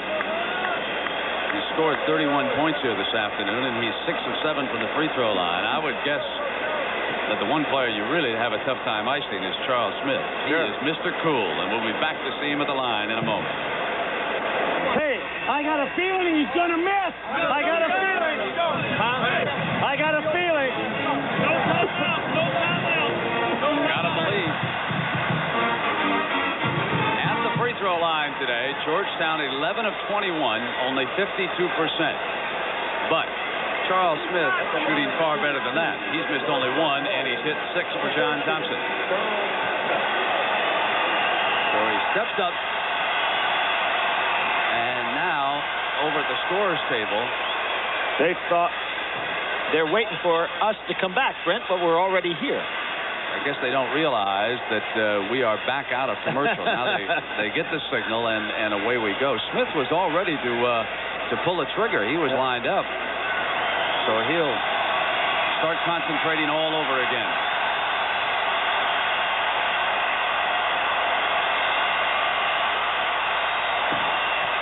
Doesn't get the roll. Needs the second one to tie it for Thompson.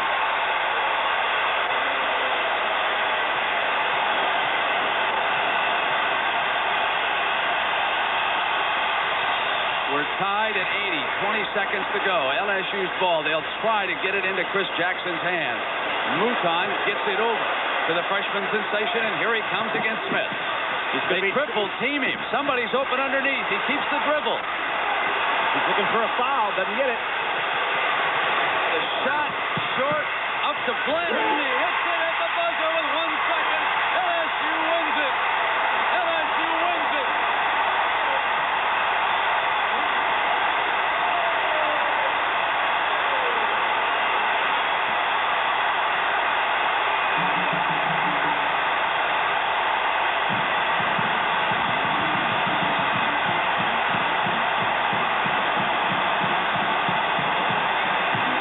Russell Grant, who just came into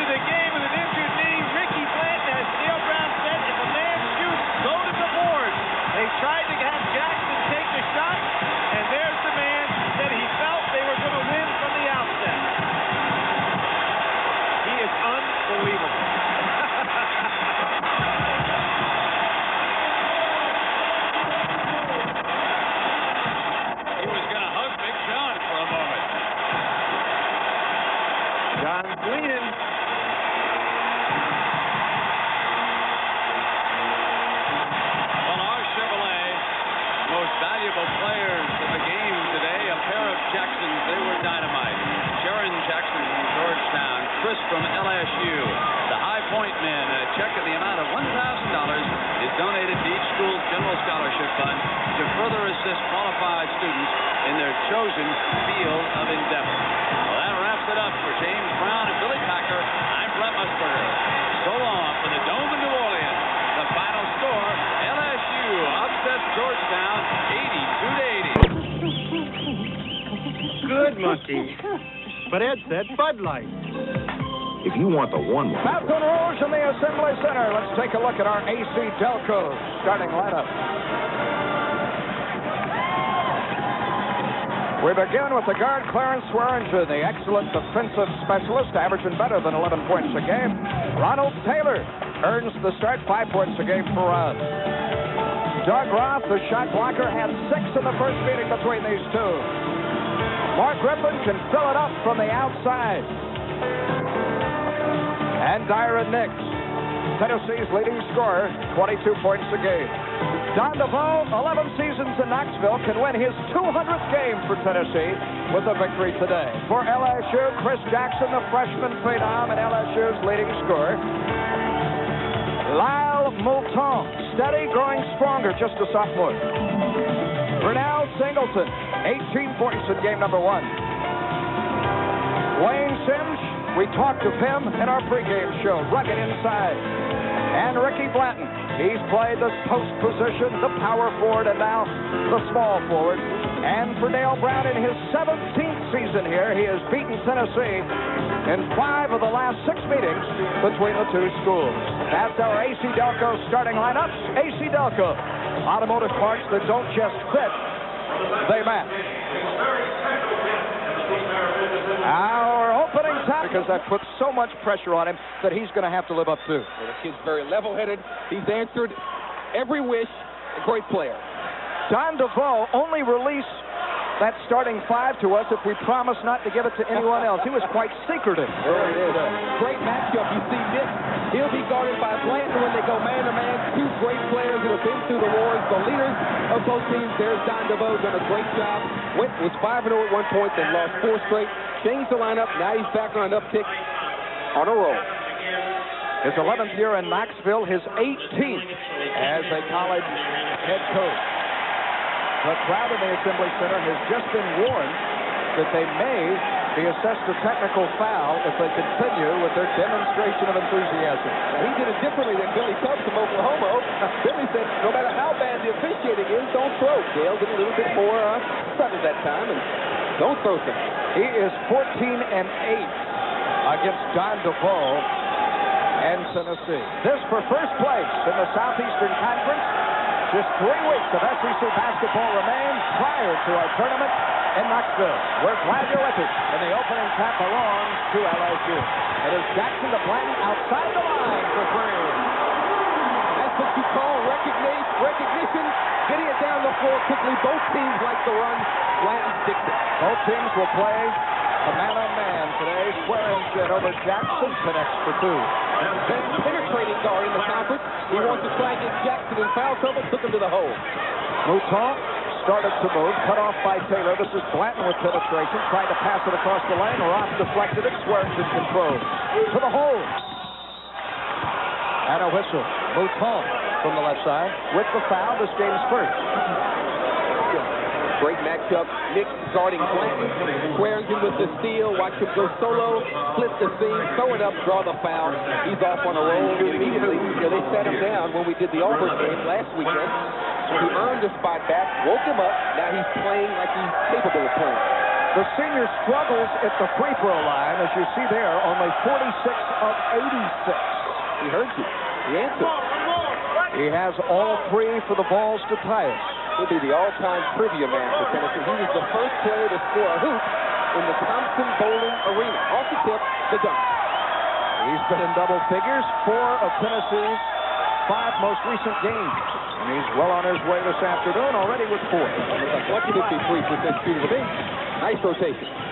Mouton looks to be putting on a little bit of weight, larger than I remember it. The training table's good here. Sims bouncing low post for Singleton, and Griffin with the fine overplay, the defensive effort. Tennessee working on denying the post pass last night in practice. A very active player, was a baseball player, academic All-SEC, and the three-point shooter on this team. Plays a little dig. This is Jackson from 20, right on the arc. That's a two-pointer.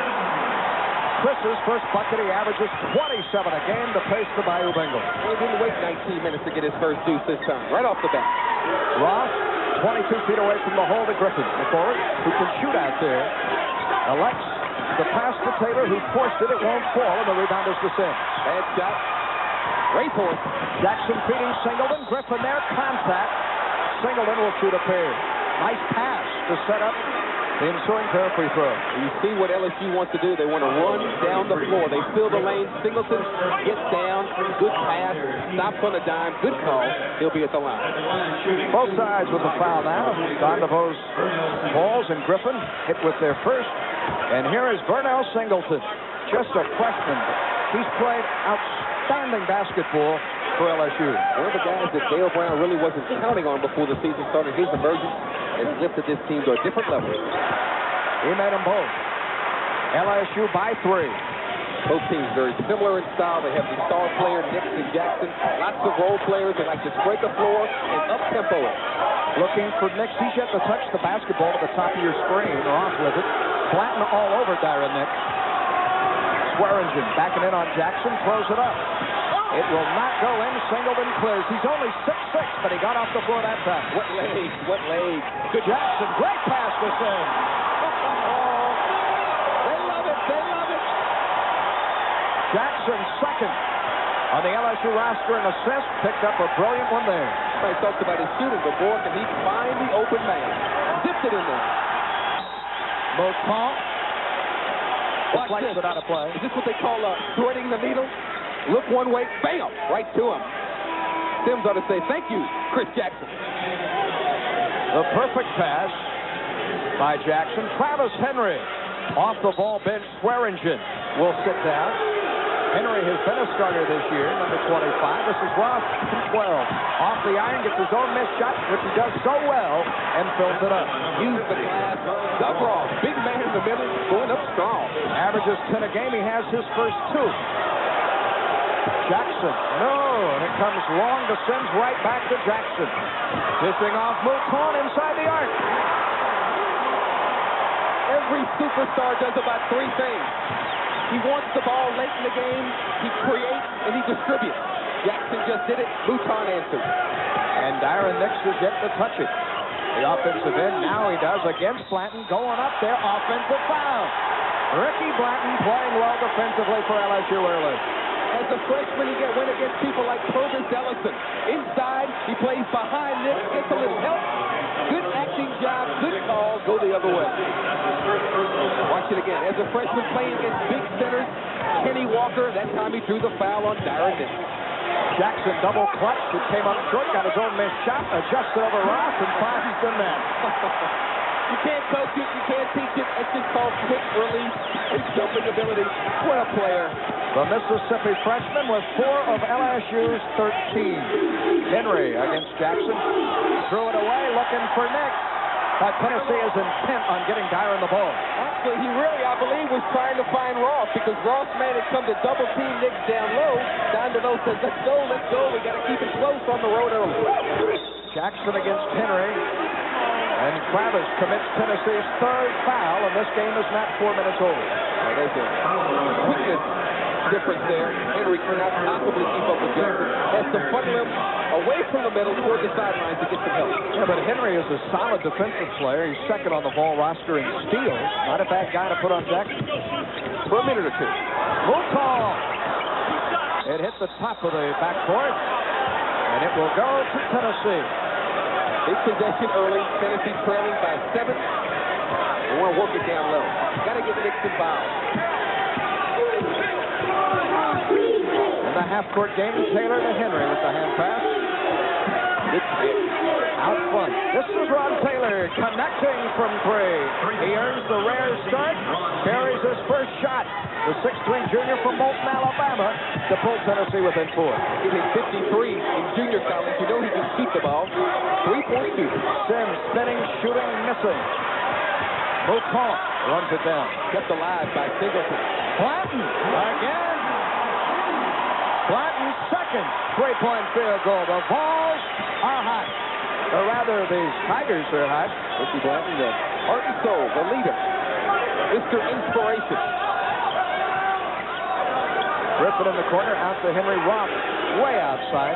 Good passer for a big man. They're trying to ISO right there. Bad pass. Again, hunting Nix, and it ends up with the cheerleaders. Out of play. Timeout on the court. 15:41 showing. LSU playing at home leads visiting Tennessee by 7.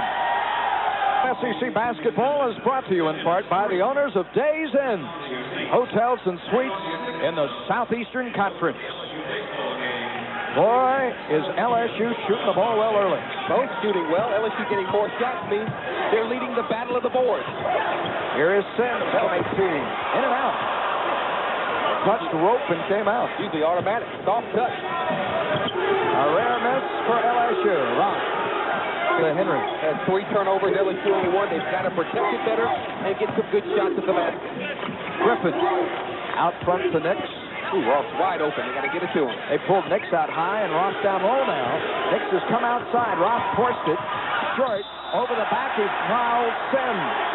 How many times do you see the bad shot followed by another mistake? Ross, as you mentioned, will force it.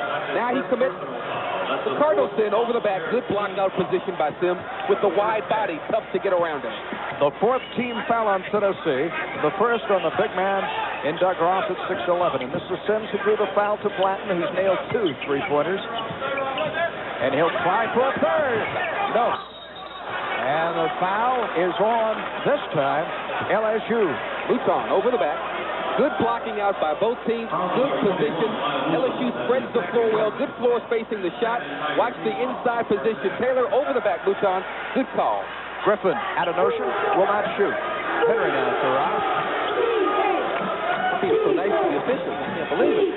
Ron Taylor to Henry. Guarded by Jackson. There's Griffin, 25 feet away. High post off an excellent pass. Nix used the elbow with the left side, too, to get free as his first 2 there. With that high-low offense, you take away weak side help. Nix locks his man on his hip. Got the good pass for the 2. Takes him 5.5 minutes. Oh, Jackson! Answers and is fouled. Count it. Oh, my, oh, my. Oh, that's what you call a triple pump. He got past his man. Watch Ross come up and challenge. 1, 2, 3, let it go. Nixville. Unbelievable. Henry commits to the second. Oh, Henry's all over it. Do we need to say anything? Watch this. Oh, man. A little emotion. A hand flick. Henry, what else can you do? He shakes his head. I tried, Coach. Jackson misses the free throw. Rebound to Griffin. Swearingen replaces Henry, who came in to guard Jackson and promptly picked up a pair of fouls. What can you do? They're platooning on Jackson. Taylor in and out. Blanton takes it off the glass for LSU. Jackson across the timeline. Picked up by Swearingen. Drives right around it. Run down by Clarence. Also, no dough. Gotta stick it in the hole. Behind the back, and Jackson off the move reached in. Clarence went behind his back, and Chris was frustrated. Early on in the season, LSU was worried about his mentality after making a mistake. Would he get down? Clarence swears it. Nice dribbling. Sticks his hand in. Good call. But he shakes it off and goes back to play. The third on LSU, the first on Jackson. A 7-point game is Nix. Takes it down low and shoots over Blanton. Too strong. The tap-up misses. Griffin now Nix for the layup. Griffin kept it alive. Taylor was right there. So good movement on the boards. That's the strength of Tennessee. LSU did not block out. Trailing or leading by 5, rather. Jackson draws contact on the floor. And this will be as Swearingen picks up the foul, the 6th on Tennessee, and they pick up 6, their limit, in less than 6 minutes. Obviously, they're trying to wear Jackson down, put a lot of people on him, shift back and forth. No depth for LSU. Sims can't get it to fall. Nix with a rare rebound. Outside shot, no one going to the board. Tennessee had 4 inside positions. Easy rebound. This is Tyrone from 22. Short. He runs it down. Bump, no whistle. The lob for Ross, who needed 6 feet 11 inches to grab it. He's blocked from behind by Sims. 3-on-2. Blanton with 8. You must stop the ball before you penetrate. Defense didn't. They shifted to the wing. Blanton took it straight to the hoop. A 7-point spread. LSU has led in the early going. Blanton opened the scoring with the 3-pointer. Swearingen feeds Taylor, who moves in and from 12. It rims out on him. Boy, Hartford in and out. Went down, around, and popped out. Tough luck. Singleton with another rebound. Blanton baseline left side. Knicks on him. Out front, Mouton. LSU has yet to substitute. Sims! From Mouton. Body by Nautilus. Look at the arms. Look at the cannons on that kid. Power dunk. The sophomore from Dorado, Louisiana, propelling LSU to this 9-point advantage. Their largest. Taylor lost it. Double dribble, trying to keep it in play. Timeout on the court. They're standing in the death zone. 22-13, LSU. Ferocious look at Sims on Tennessee's block. Just like the stand-up. Get it out of there. Inside. Sims playing a little defense, and now he can do a little offensively. No weak side help. Ross wait for the gamble. Bam! Power dunk. Wayne Sims style. That's the second time Tennessee's been burned off the overplay, and the shooting statistics there, Tennessee struggling. You don't shoot the ball well, you turn it over, who's going to win that? Ricky Blanton, a 6'7" senior from Miami, already in double figures. That's his 10th point, 10 of the 24 scored by LSU. Boston Celtics scouting group is here today for the 8th time watching Mr. Blanton. Guy that's played the center position, the power forward position, and now the small forward position. That's Ian Lockhart into the game. All alone, Jackson, poetry. Where's the floor balance? Nobody back. Inexcusable, and Jackson made him pay the price. 8 for Chris Jackson. Tennessee unable to keep up in the transition game. Bell's in the lineup, outside shooter. Big possession for Tennessee. Swearingen. Offensive foul. Let's see if they count the bucket as he scores. Yes, they will. Good play by Swearingen. You're not shooting the ball well. Take the ball to the basket, just like Don DeVoe said. You're not shooting well from outside. Go to the hoop. He released it before the contact. Therefore, the bucket count. Oh, he marks 93.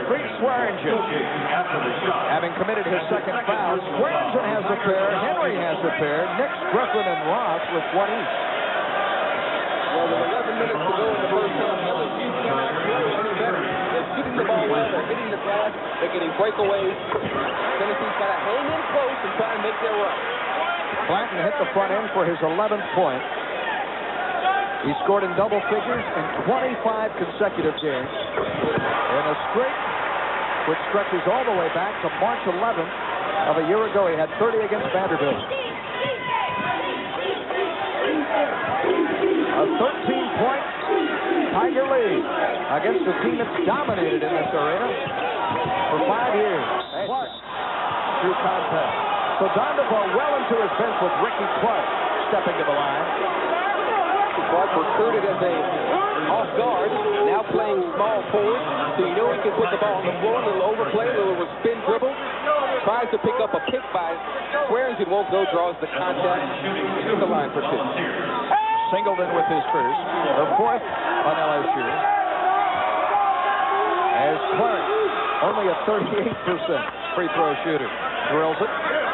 10 of 25 on the year. It's amazing. Both teams have kind of flip-flopped. LSU used to never shoot free throws. Now they lead the league, and Tennessee is in last place. So a reversal from years past. Sims with another board. A 12-point spread.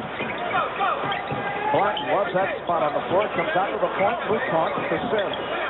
Lockhart defending. Mouton. Good as again and goes. Oh, no, it's not the NBA. Sorry. They say the foul is on the floor. I wish they had that. I mean, that's just a great individual. Watch him split the seam. Count it, man. Count it. Good if it goes. It should have been a deuce. He was off his feet when the contact occurred. Should have been a deuce. Lockhart with his first. And Lyle Mouton to face the front end. If that were you or me, we would have probably gotten a technical. Put our name in the scoring book. Nick controls off the miss by Mouton. Tennessee making free throws. LSU not. Uncharacteristic. To Lockhart posted. And short. They couldn't find it. Bell comes out of the pack. The little guard. Over Mouton. Now Lockhart off the glass and in. Lockhart, a field day against LSU. Always plays well. The Bahama battling the flu. He's been ill this past week. He scored 60 in one game in JUCO in the Bahamas. Oh, Jackson's going. He may get 60 here. He has 10 already. 10 of the 30 posted by LSU. He has a steal. And in the open court, against the slam. Well, this time the finger roll. Timeout. Penalty. Chris Jackson, a little offense, a little defense, and a little more offense. Quick hands, quick feet. They love him in Tiger Town. On the offensive end and the defensive end, too. Pick and clean. Solo. Speed to the hole. 32-18. LSU threatening to double Tennessee.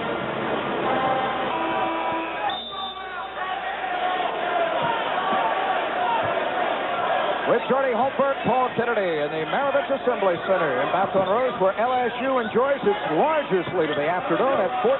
Tennessee coming off its first timeout. Lots of time left. You've got to be patient. Get a good one. Lockhart posted again. He scored 19 in the first meeting between these two. He has 4 off the bench today. He's different from us because he's a quick leaper. He's got some size. Work it to him. A quick pass. Singleton right back to Jackson. Out front, Mouton. Underneath to Sims and off the overplay, Lockhart deflected it. You see the pass from Jackson. You better have eyes in the back of your head or he'll drill you. Jackson to key the inbounds. Off the bounce to Ricky Blanton. Sims out front. Backing Singleton. Short. Good defense by Tennessee and Ricky Clark. Didn't go for the fake. Just held his ground. Good play. And he's open. Blocked by Sims as Clark challenged him. The third block for Sims. Jackson another pass. Blanton blind to the bucket. Throws it up. It won't go. Mouton. Peters falls off. The tap won't go by Mouton. Ping pong. Singleton cross contact. A pair of 24s and Tennessee's Clark along with Singleton. Take another look at the block here by Wayne Sims. Wayne Sims, they keep challenging him. He keeps answering. All Spalding, all ball. On the other end of the floor, LSU getting 4 and 5 attempts. Lots of hustle. Quick jumpers. They're not tall before they can explode off the ground. There is Singleton. 2 for 2 earlier at the strike, but missing the front end here. Tennessee has to respond. An opportunity. A 12-point basketball game. Great play. Blanton, however, got a piece of Darren Nix. That matchup has been dominated by that man so far. Blanton really working well. Anticipates the pass. Hooks him with his arms. That draws him through the foul, but Nix has to really come and meet the pass when he's guarded by somebody like that. Normally, he's being guarded by a tall man inside. Now, Blanton, a little smaller, a little quicker with a big body. Griffin on. Off is Clark. The first foul on Blanton, the 5th on LSU. And Bell converts from three-point range. His first bucket. Boy, does he need that in a slump. Only the second three-pointer for Tennessee, but that gets him back within 9. The alley-oop from Blanton to Sims. The eye contact, the back screen. Sims goes to the hoop. Blanton with the perfect pass. Bingo. That's what makes Ricky Blanton a great prospect. He can do so many things. Does it all. Defense, can shoot, pass it, dribble it, and he leads by example. LSU's lead back in double digits. Lockhart, 16 feet away. 2 Bell. He's not a threat outside, so Sims will play off of him. And they slough off of him. Nix over Blanton. Rolls across the iron. Singleton, another rebound for the smaller inside player. Tennessee's just standing still offensively. They're waiting for Nix to take over. They're not helping him. They've got to move without the basketball. Cut to the open seam. Sims started by Lockhart. This is Blanton. Off by Hicks. Sims. Griffin. Outlet Bell. Wish that help was late, but great pass by Blanton. Foul by Mouton. He used the dribble to entice Mouton to come toward it. Bell, a little shake, a little bake. There's the reach in. You've got to slide your feet, and if anything, reach up, not across. Reaching down or across, automatic foul. Mouton will leave the game, and he is replaced by Dennis Tracy. Number 13, the 6'2 sophomore from New Orleans, averaging 3 points a game. Here's Gert Hammett. Onto the court, Wayne Sims gets a much-deserved rest. Bell outside the arc, carries another one. Confidence, that's what it's all about. Bell is on fire, 2 for 2. 34-26. LSU. Jackson to Singleton, guarded by Griffin. Starts down the lane, still driving to the glass and scoring. There's an example of a guy who has to play center, but in high school he was a guard or a forward. Swearingen sees daylight, scores, draws contact. Quickness down that lane, Jordan. Dale Brown didn't like it. Swearingen with great moves to the basket. Just backs him up and then explodes. Takes off, throws it up. Beautiful play. Dale Brown wanted the off-arm foul. Didn't get it. Swearingen with 8. Just to cap the three-point play and give him 9. The foul posted on Singleton, his second.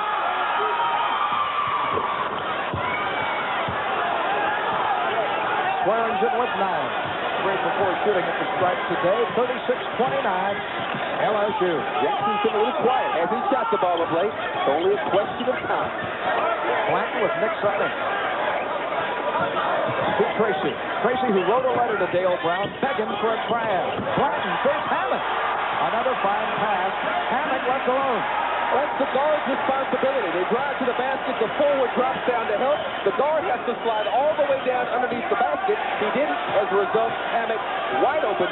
The easiest deuce he'll get all day. A 9-point spread in the half-court game. Griffin eyes the rim, moves on Singleton, and at the block has trouble with it. Yet scores. His first 2, he averages 8, the 6'8 senior from Union City, Tennessee. Wants to get into sales after his college career. Good hustle. Jackson, contact with Lockhart, no whistle. Rebound Knicks of Tennessee. That was a 4th. Bad shot. Bell. 2 Knicks. The Lockhart. Hammett gummed up the work. Blanton controls. Passes to the wrong side. Pass to the defense. Another pass. Tracy. Fouled by Griffin. Griffin earning his second, Jordan. LSU loves to run the ball down the floor. They get it to the perfect middleman in Jackson. They fill the lane, and he always seems to find the right guy at the right time. And now you got to stick that in the hole. Singleton leads. Wayne Sims has returned. Coming up at halftime, we'll have the Budweiser scoreboard with scores and standings from the SEC and other schools around the nation. Tracy went to my high school. Of course, we lost the state championship my senior year. He won it his senior year, so he's one up on me. De La Salle. Made 1 of 2. They're batting it around. Hot potato. LSU touched it last. Yeah, Brown didn't think so. Here's a discrepancy between the officials. One official says Tennessee overruled. Good call. It was definitely to LSU. Then he's thinking a jump ball. Down the boat says good call. He wasn't saying anything, though, when it was going his way. Watch out. Here comes a tip right there by Griffin. It goes out of bounds. Good call. Good work, crew. David Jones made the correct call there, the official. And the steal. Swearingen intercepts the pass intended for Jackson. Draws contact on Chris. He'll shoot 2. Jackson with his second. Well, Hammett was held out to dry. He picked up his dribble. There's Ricky Blanton said, hey, look, guys. It's gone from 16 to 8 real quick with 5:33 to go. A little sloppy. Swearingen, the catalyst. Swearingen 3 for 4 from the field. And a perfect 3 of 3 at the strike for his 9 points.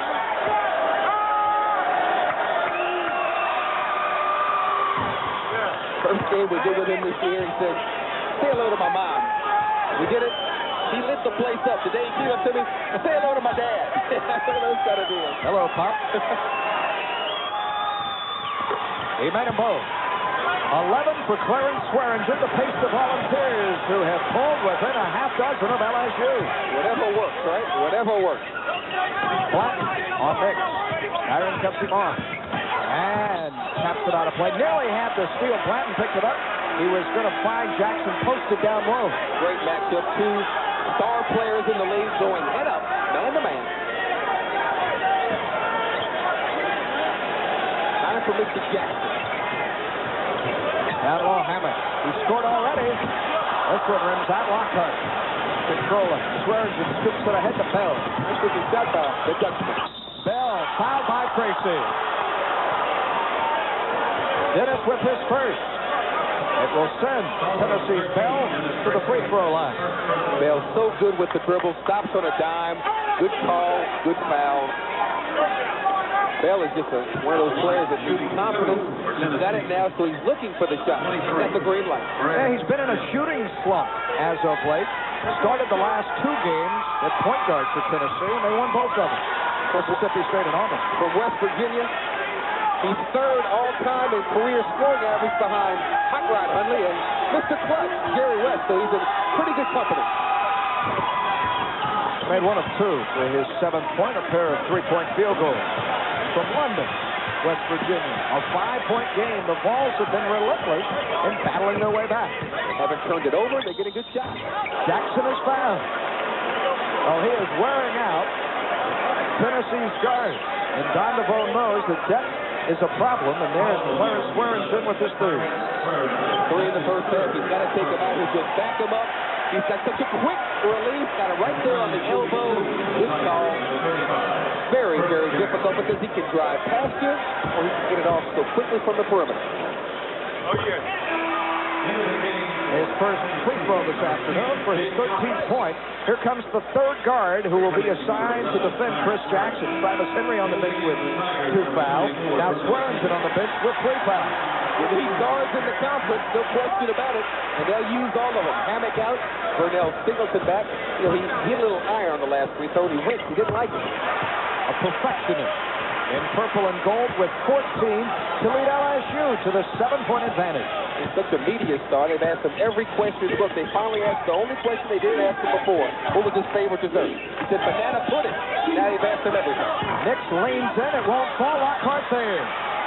Lockhart has come off the bench for the Volunteers and registered 6. A 5-point spread. Jackson, Price blocked it. Singleton controls and is fouled on the reach. But you see the move to get the shot. A little hesitation, change your pace, crossover. Watch the dribble. It's amazing. Shake, fake, goodbye. Here comes some help. Good defensive rotation. Good play by Tennessee. But there's the hustle by Singleton. Reaches in, draws the foul.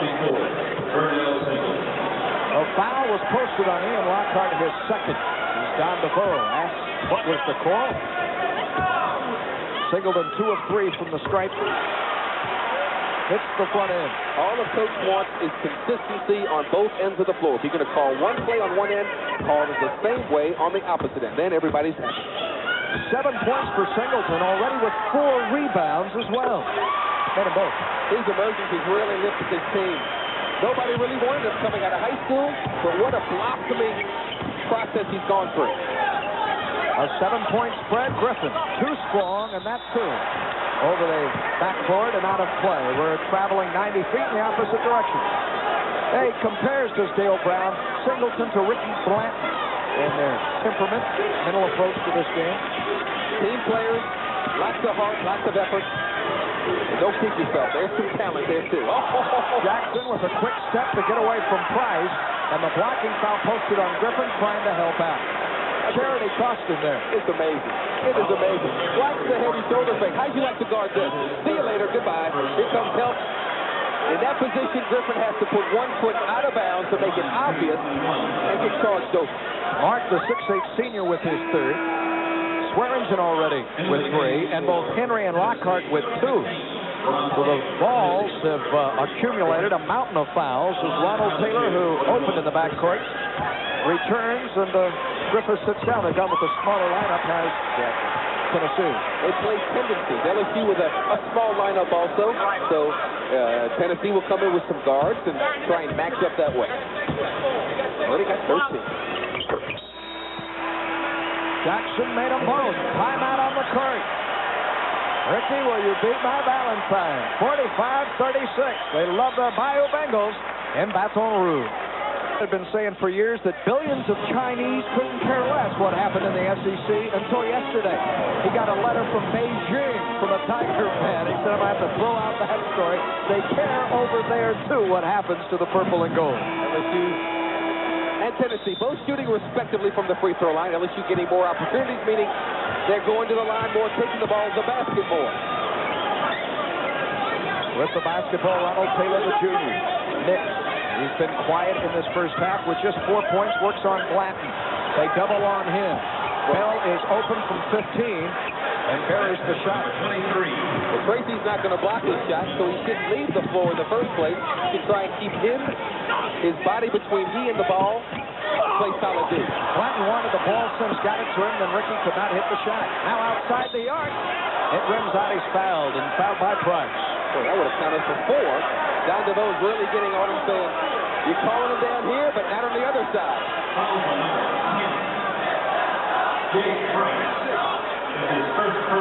14 fouls whistled on Tennessee in the first half, and here comes one of them. He wanted the charging call there, didn't get it. Now Blanton will stop from the three-point line and draw a foul there. And missed the free throw. And Bell has the rebound. You see him with the left hand hold Blanton away from the ball. And there's a foul on Tracy.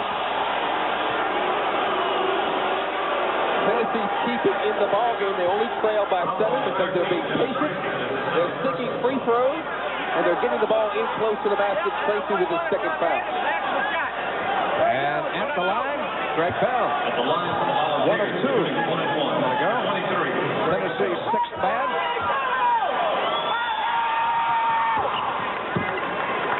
His ankle last year before the Alabama game, ended the season before the tournament.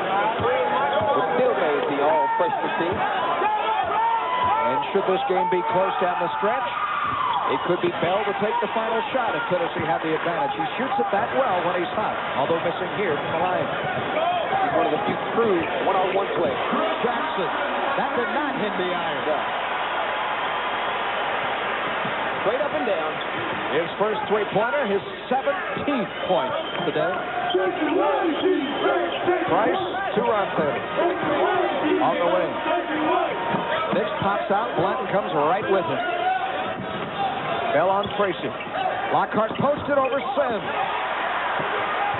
Excellent execution. It just didn't fall. Blanton from 10 uses the glass. He's been posted and scored. He's hit it mid-range and then gone outside the arc. Went to the John Wooden clinic to use the backboard.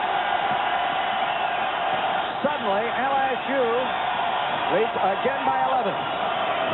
Taylor from 24 hit. NBA style. NBA. Mr. Taylor. His second three-pointer.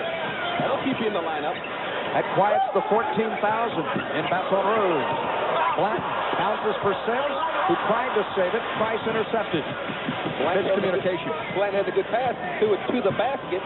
Sims just held, hesitated, and that's why the turnover. 2 minutes to go in the first half. Bell fouled by Tracy. He got free. Tracy cannot keep up with it. Great pass by Lockhart. They ran the high-low. They sent Lockhart up high. He caught it, didn't hesitate, flicked it down low, and Bell got it on the head. Watch the pass, and the boom. Get it to him real quick. Take it up strong. Got it on the head. Watch the pass from the big fella. Quick one. Look, dish. That's execution. Lester Scott will replace Tracy. Scott, a 6-foot freshman from right here in Baton Rouge, Glen Oaks High School. He's played 11 games this year. Here's the guy. Doesn't play much. Gets in against Auburn. Goes 6 for 6 from the floor. 2 of 2 from the line. Sonny Smith says, where'd he come from? No, what he did say is he's another Jordy Holtberg. Because you did that to Sonny Smith, too.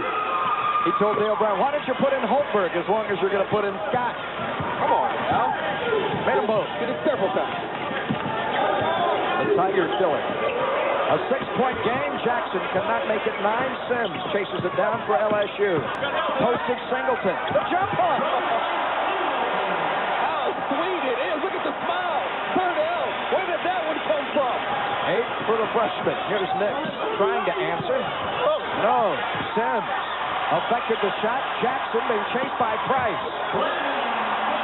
That's the 4th time Tennessee has not gotten back on defense. No floor balance.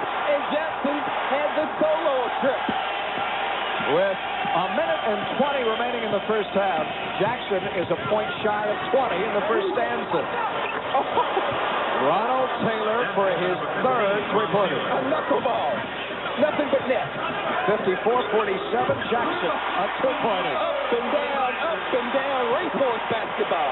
21 for the freshman. His season's high has been 53 against the Gators of Gainesville. Here's Taylor. Blanton swipes it free. Jackson ahead to Scott. Blocked cleanly. Price. Nice recovery. Jackson saves it. Blanton over Nix. Loose ball. Ian Lockhart. No harm, no foul. Up and down. 3-on-1. Bell for Nix. Last touch by Dyron. LSU's basketball. Transition hoop. A little ragged. Don DeVoe not accustomed to that style of play.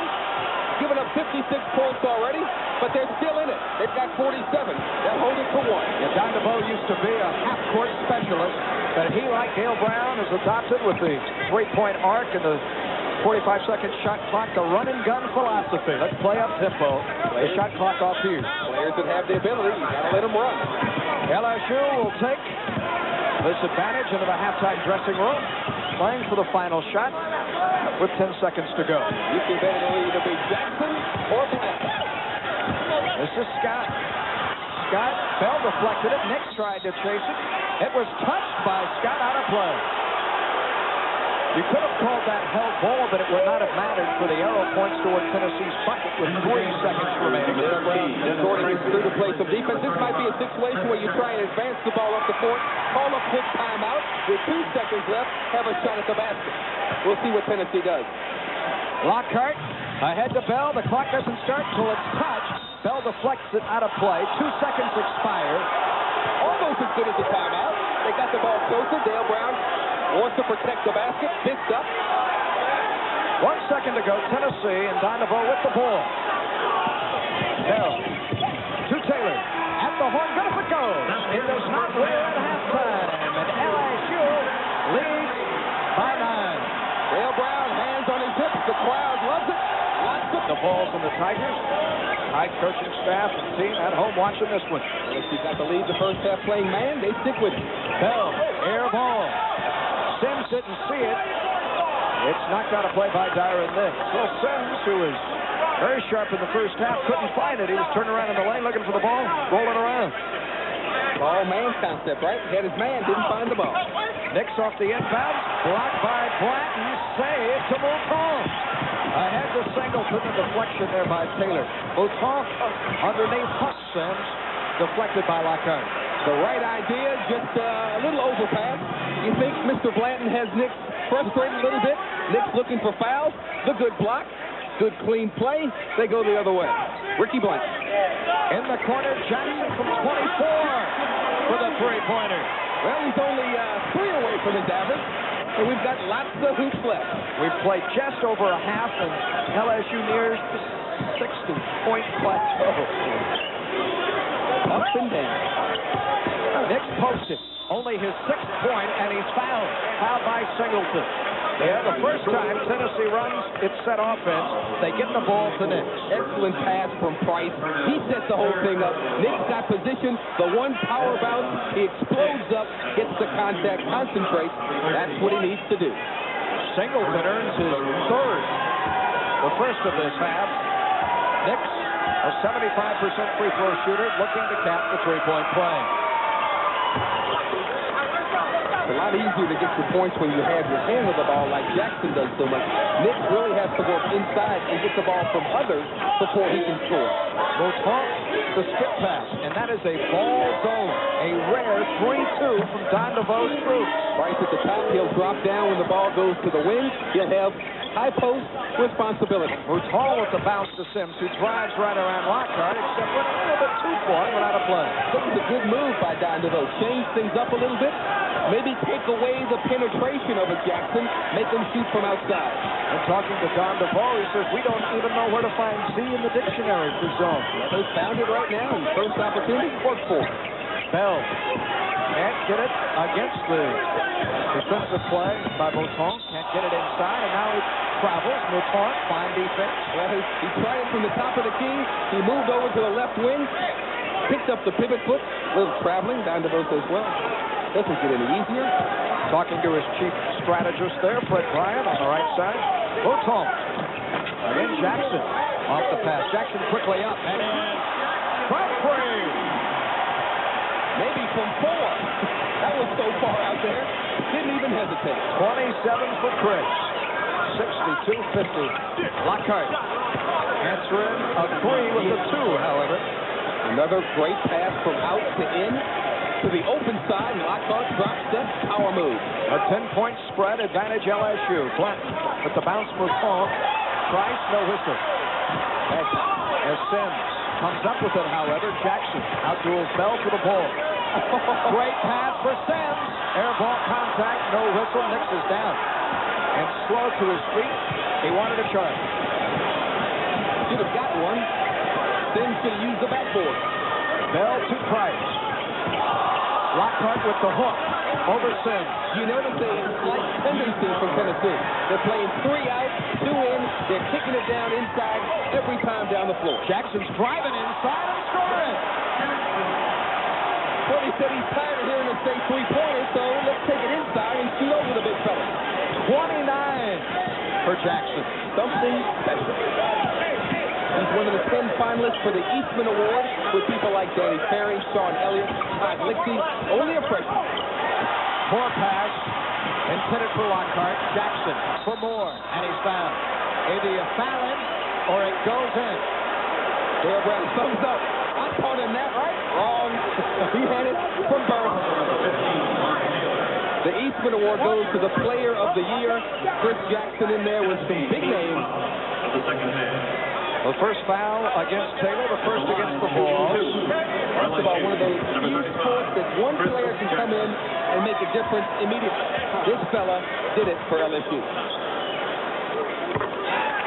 He'll get another. His 5th free throw to go with 25 points from the field. You add it up, that youngin's got 30. And now 31. Well, he hit 54 against Florida earlier. Single season high for him, so maybe not on pace, but could be close. A 3-guard set for Tennessee, and Lockhart forced the hook. Got his own missed shot. Missed it. Nix did not. That gets a little frustration out, so Tennessee still hanging in there. Down 10. Good board work. 9 for Darren Nix. And the ball set in the zone. Jackson. Underneath Singleton. Good defense, Nix. Up-tempo. Nix one-on-one against Mouton. Travel. Says official David Jones. When you're not shooting well from outside, you go to the glass. Since Lockhart's been in there, good things have happened. He misses it, gets his own rebound, puts it up again. Good hustle. The authoritative dunk. Mouton in the corner, Blanton from 22. Bangs off the iron, sails out of play. It will belong to Tennessee. 16-12 remaining in this one. 66-56. Later, Florida and Kentucky this afternoon in Rupp Arena. There's the 3 out, 2 in. Working to get it inside. This is Price missing. Nix in the offensive end of things. Forces it up. Sims blocked it. Mouton the other way. 2-on-1. Bouncing to Blanton. He gets it back and scores. Taylor could not get the steal. Transition, so important. LSU does it very well. From defense to offense. Lockhart in and out. Rebound Sims. Outlet Jackson. They're playing in transition now. Jackson to Blanton. to Sims. Right underneath. Where won't go. Nix with the rebound. Usually has a soft touch. He's got to use the backboard. Contact, no whistle. Swears it with the left hand. Got it to fall. Left-handed finger roll in traffic. What a play. Holy cow. The senior with his 13th point. First two of the second half, and it's a 10-point game. Once again, was 9 in intermission. Swears with the knee brace. Got his left thumb taped up. Blanton for three.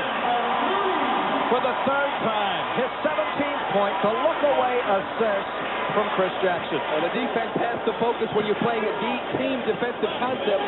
They teach to take away penetration, so everybody shades to the middle. Jackson kicks it out. Blanton wide open. Build it up. Price top of the key. Alley-oop next. Perfect. Great pass. When there's no pressure on the point guard, those kind of plays are there. You've got to pressure the point, make them tough to pass the ball. Knicks held a 4 in the first half, has now totaled 11. An 11-point game as Sims in trouble, beats Singleton. Knicks blocks it. And it's a held ball. LSU maintains possession. Good play inside by Knicks. There's the arrow. Tennessee to the left. LSU to the right. Swearingen, watch him inside. This is pretty. He's banged up. The hesitation. Take it inside, right, then left. Finger roll off the window. The intensity level has increased. It is LSU by 11, 71 to 60. How will you live in the next century? This one, LSU leading visiting Tennessee by 11 with Jordy Holtberg, Paul Kennedy, and the intensity level has increased for both teams. The stars are coming out now. Jackson's been there. Nix is coming out to the occasion. The jumper missed, and the rebound belongs to Tennessee if they travel. Jackson missed, a rare miss for the freshman. That's the automatic travel. It's to the point now you don't even have to get up. Once you're on the ground with it, they call it. Speeds the game up a little bit. They're scrimmage. Rebounding in the second half, 8 for Tennessee to a pair by the Bayou Bengals. Still in the zone, good floor spacing. That zone has helped him. Swearingen driving on Singleton, contact, offensive foul. His fourth. Singleton drawing return. Swearingen made up his mind in half court. He was taking it all the way. The coaching staff doesn't like it. You got to dish it off.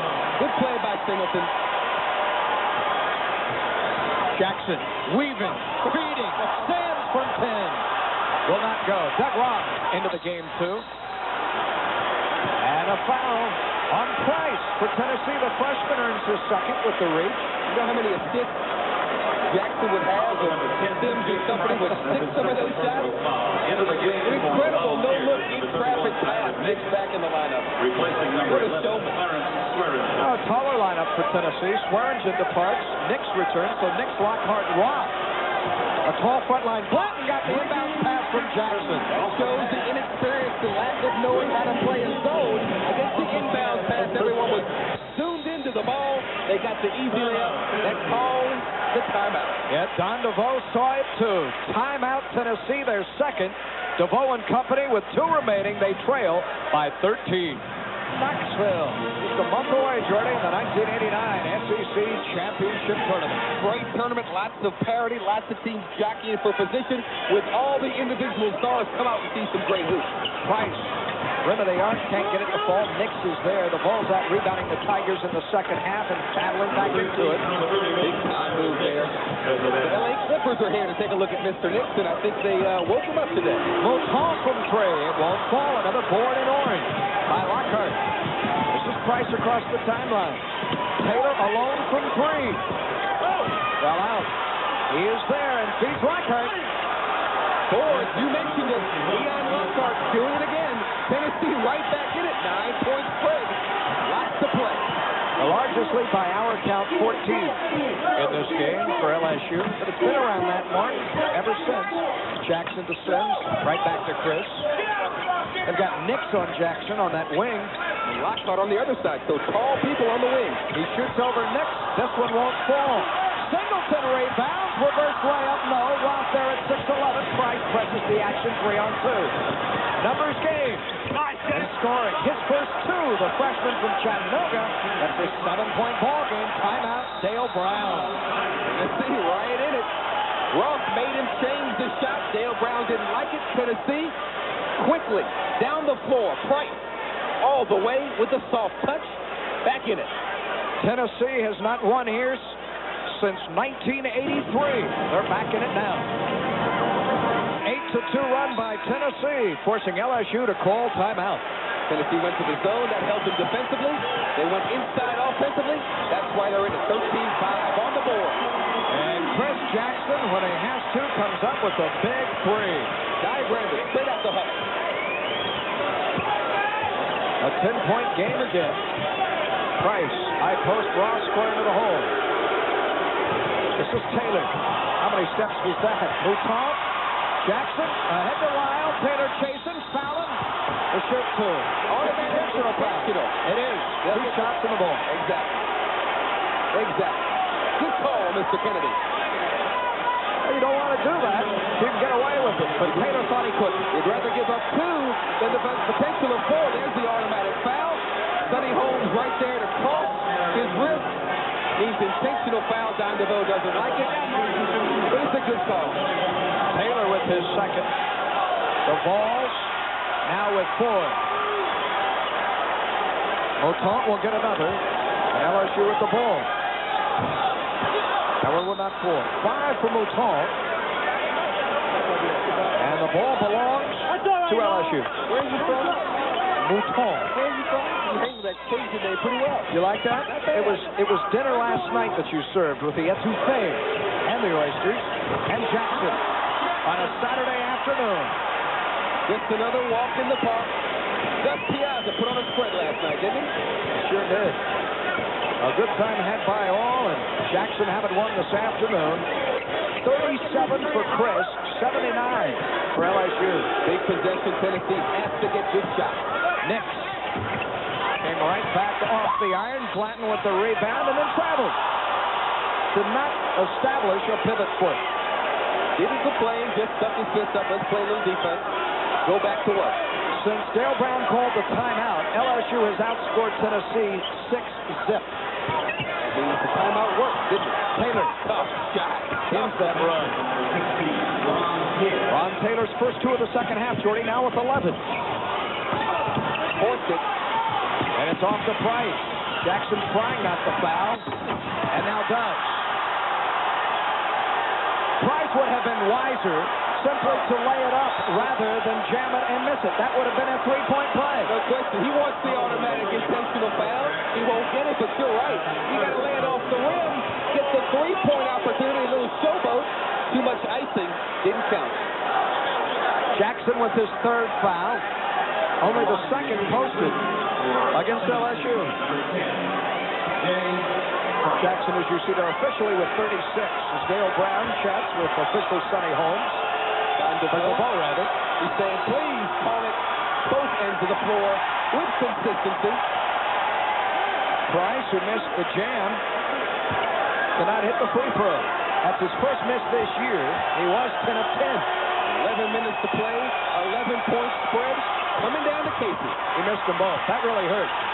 Oh, a great play by Nick to keep it alive. He gets it back. Opportunity for redemption. The feed to Lockhart. 2 for Tennessee. Oh, Lockhart. 14 for Ian.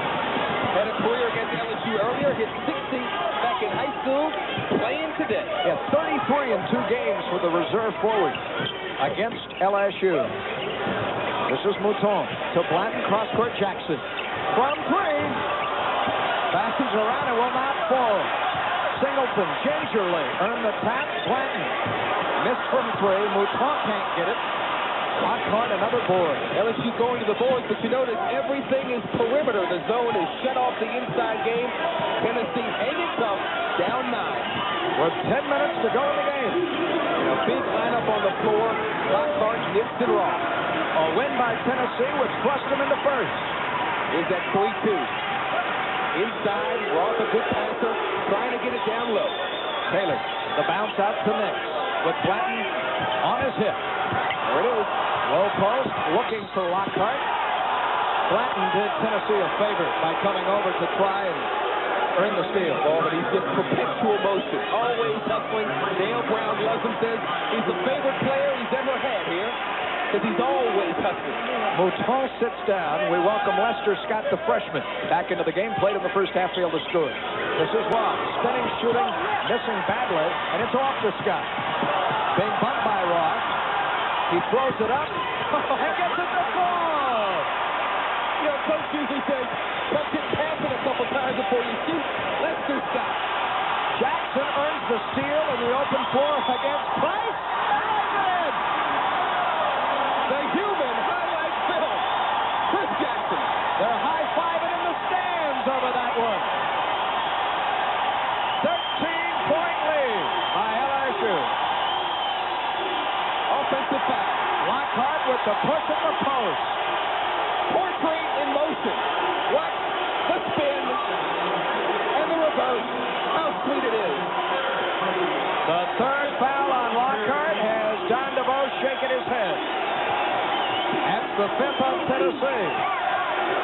Scott head fake. Now he's playing with confidence. That won't fall for him, though. Lockhart can't hold on. Sonny Holmes thought it should have. Dale Brown thinks it should be LSU's ball. Sonny Holmes did not see it that way, the official. Lester Scott, this is the first miss in 2 games. It almost falls. Let's see who it goes off of. Tough to see. Tough to see. They called it off Singleton. Tennessee's ball. Still a 13-point difference. 83-70. Nick with the alley-oop was open. Price from 15, blocked by Singleton. Taps out Jackson. Can he do it again? This time the feed for Singleton. Showtime! Showtime! The largest lead for LSU in the afternoon. 15. Don't you love to see a defensive play and then give it back to him for the finish? Singleton. Rock.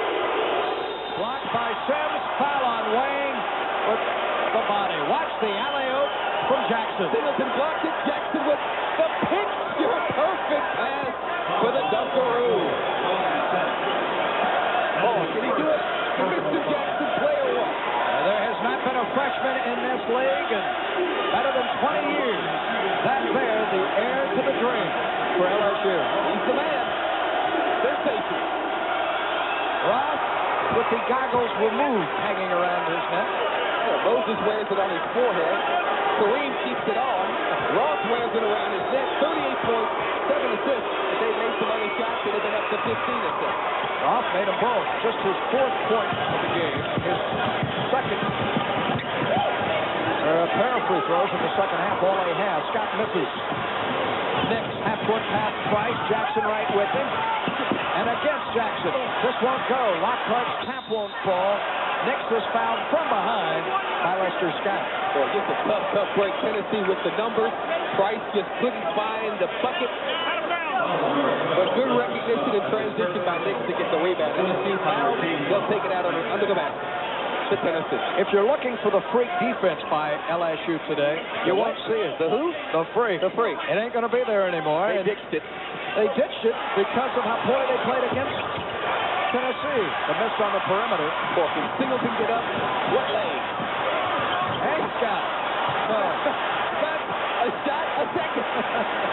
It's amazing. He missed 3. He's out. Dennis Tracy at the scores table, probably to replace him. Ross with the touch pass to Lockhart. Fouled by Blanton. Good inside pass. Blanton tries to come from weak side. Lockhart just playing lights out this afternoon. Gets it, draws the foul. Tracy's in. And Scott, indeed, an opportunity to sit down. For if he is not out and he touches the ball, it's going up. Well, he knows the coach can't take you out if you're scoring. If you miss it, though, you come sit down quickly. Tracy draws 10. This is Ross, 26 feet away from the hole. Lockhart got him on his hip. Ross going to shoot and hit the three-pointer. His 4th three-pointer of this his senior season.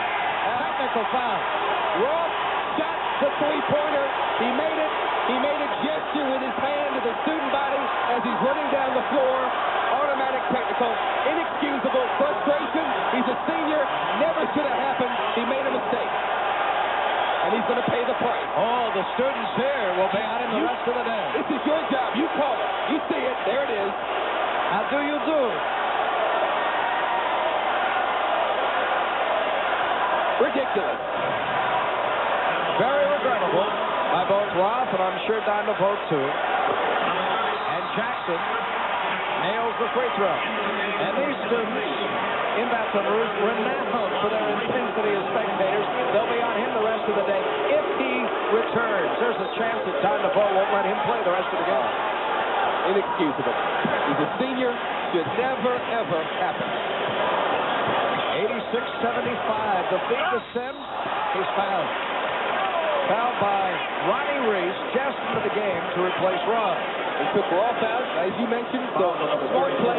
Kick it down low immediately to the player just off the bench. He's cold. Make him play some defense through the foul. Tennessee reaching its limit with 6 now, the first on range. From this point forward, LSU in the bonus. Notice Bell hasn't been in the lineup at all. He's been cold, been in a slump. Had a pretty good first half for a few minutes, but he's been on the pine the entire second half. Sims misses his first free throw opportunity. He has 10 rebounds this afternoon to go with those 6 points. But he's just 3 of 10 from the field. Now 7 points for the 6'7" sophomore. And a player with that size and that bulk doesn't get to the free throw line that much. That means he's an outside shooter. He's got to take the ball to the basket. Such a wide body. He'll draw fouls all day. Taylor connects. On the drive. The rim was touched, no whistle. Nick. Contact with Sims. Or Singleton, rather. Tyron Nix with 13 rebounds in this game. He's the bread and butter man trying to take over on himself. That touch in the rim should have been a goaltending call. Didn't get it. Second chance opportunity. All ball, but got him with the hip. He'll be at the line. Singleton in foul trouble now with 4. LSU reaches its limit, like Tennessee, with 16 fouls. Nix with 13 points, 9 in the second half. Yeah, it just won't fall for him. The second of his pair. One of the last cuts at the Olympic trials, averaged 12 a game on the select group that played in Europe, really fine-tuned his game. That's his 1,700th career point. 1,700 now. He'll never kick Bernie and Ernie.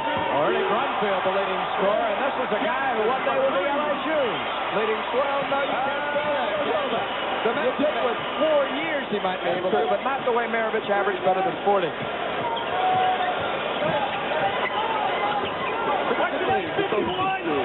90-76. Price.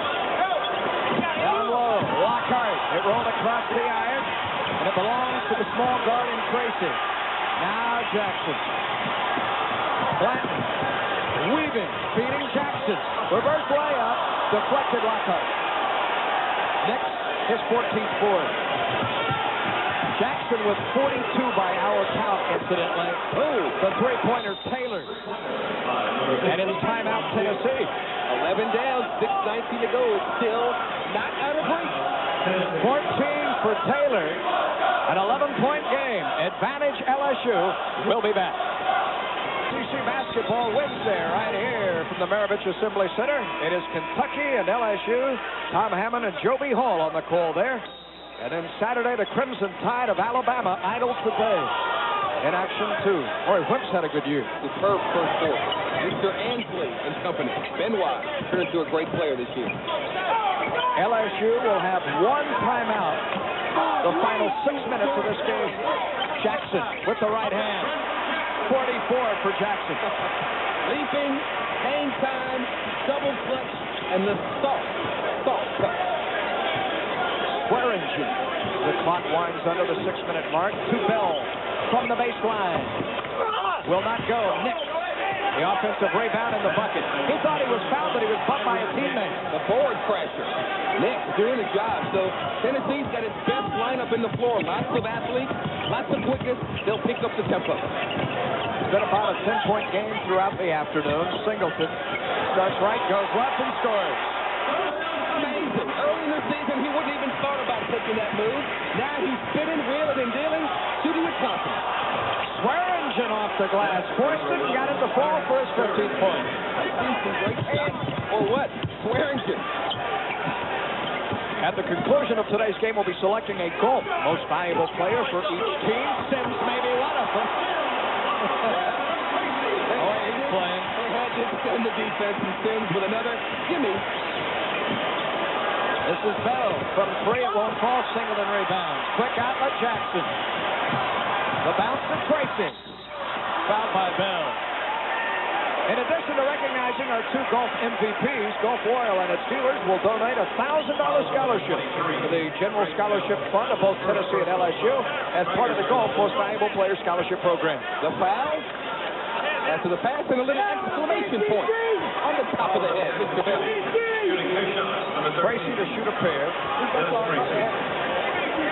Doesn't 1 have for to 2 score. today. Doesn't have to score when he has Jackson and Blanton, but plays the defense, contributes. One of 3 fellas that made this team from a campus-wide tryout program and attracted 40 would-be walk-ons, and Tracy, along with Steve Ussery and Jason Cormier, the 3 fellas that Dale Brown kept from the student population at large. Dwayne Bryant played with him. He's at Georgetown. Kirk Hankton played with him. He's at Auburn. So 3 off that state championship team. 98-83, the miss and the rebound by Sims. And with 4.5 minutes to go, LSU still has its claws firmly in this one, doesn't it? Yep. They'll take some time. Swearingen touched it on the bounce for Blanton and then tried to fake as if he did not. The announcers for this game are selected and compensated by Jefferson Pilot Teleproductions. This broadcast is a copyright presentation. Any use of this broadcast without the express permission of the Southeastern Conference and Jefferson Pilot Teleproductions is prohibited. Jackson, foul. He went backdoor. Tracy got him the ball. The defense converged, and as usual, the scorer draws the foul. Jackson with 44. No one has been able to stop number 35. His 8th free throw, now 45. The great ones seem to do it effortlessly. He's hardly broken out into a sweat. He's so smooth, so cool with it. And he just goes in the hole. Little body English that time. 100-83. LSU hits the century mark. Next, the Black Mountain. Isn't it amazing? Schools used to go crazy when a team would hit 100 mark. Now it's just another day. Lockhart with 16. That's the 9th time this year that LSU has cracked the 100-point plateau. The 3rd time in SEC play, 101 against Florida and 100 against East Ball. Singleton, it won't fall for him. So LSU scored better than 100 both meetings against Tennessee. Swearingen whips it under Reese connects. One of the few good breaks Tennessee's had. Really pushed it down the floor, the good pass, and they converted. The Virginia native, the 6'8 sophomore, with his first bucket. 100-87, and Dale Brown wants to call timeout with 3:32 remaining in the game. You know, one of the deals, LSU, everybody said they don't have much of a bench. But, you know, you can work into such a thing where you get so fit that you don't need a bench. Tennessee, a lot more players, but they look winded. 100-87 LSU. More after this word from our local station. We got 2 timeouts. Chris Jackson with 46 points this afternoon, nearly half of LSU's total. The Bayou Bengals winning 100-87 over visiting Tennessee with 3:32 remaining in the game. He was a player of the year in Mississippi his junior and senior year and got a great shot at being player of the year in the SEC his first year out the season. Dale Brown with a pair of timeouts remaining. Why would he take that one? Just to tell his players, look, it's still not over. You got to take things under control, protect the basketball. Don't make silly mistakes because you're playing for down the road. This marks the most times LSU has cracked the 100-point plateau since number 23 was wearing the purple and the gold since the Maravich era, 1969. Sims misses. Blanton follows and draws contact.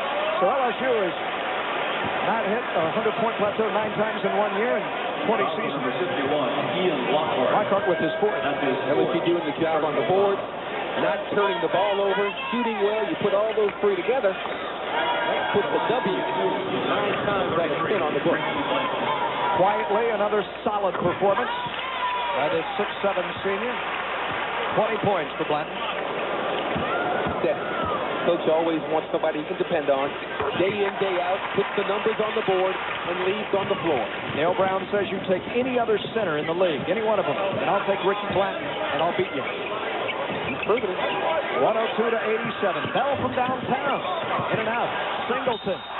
Fighting Lockhart for it. Held ball. It will belong to Tennessee. Still hustling. Wiping the brow. Lockhart really has played well. The shot from the corner usually means a long rebound. This time it comes up short. Scramble. The takedown. The pin. Championship wrestling. Wiping some perspiration off the floor. Singleton, a youngster, too, from South Natchez, Mississippi. Not the only Mississippi native that can play this game for Dale Brown's Tigers. Lots of them. Laterro Green from Georgia out of Mississippi. Mr. Jackson. Mr. Singleton. Great freshman this year. Bell with the rainbow air ball. Jackson claims it. Half court to Tracy. Great pass to feed to Black, and he's fouled. In hockey, they give 2 assists. One to Jackson and one to Tracy. Jackson wants the double-double, so he's going to chastise Tracy for passing this one off. Tracy, take it in, but unselfishly to Blanton, give him the deuce. The 75-foot pass from Jackson. And in the unemotional Blanton shows his enthusiasm.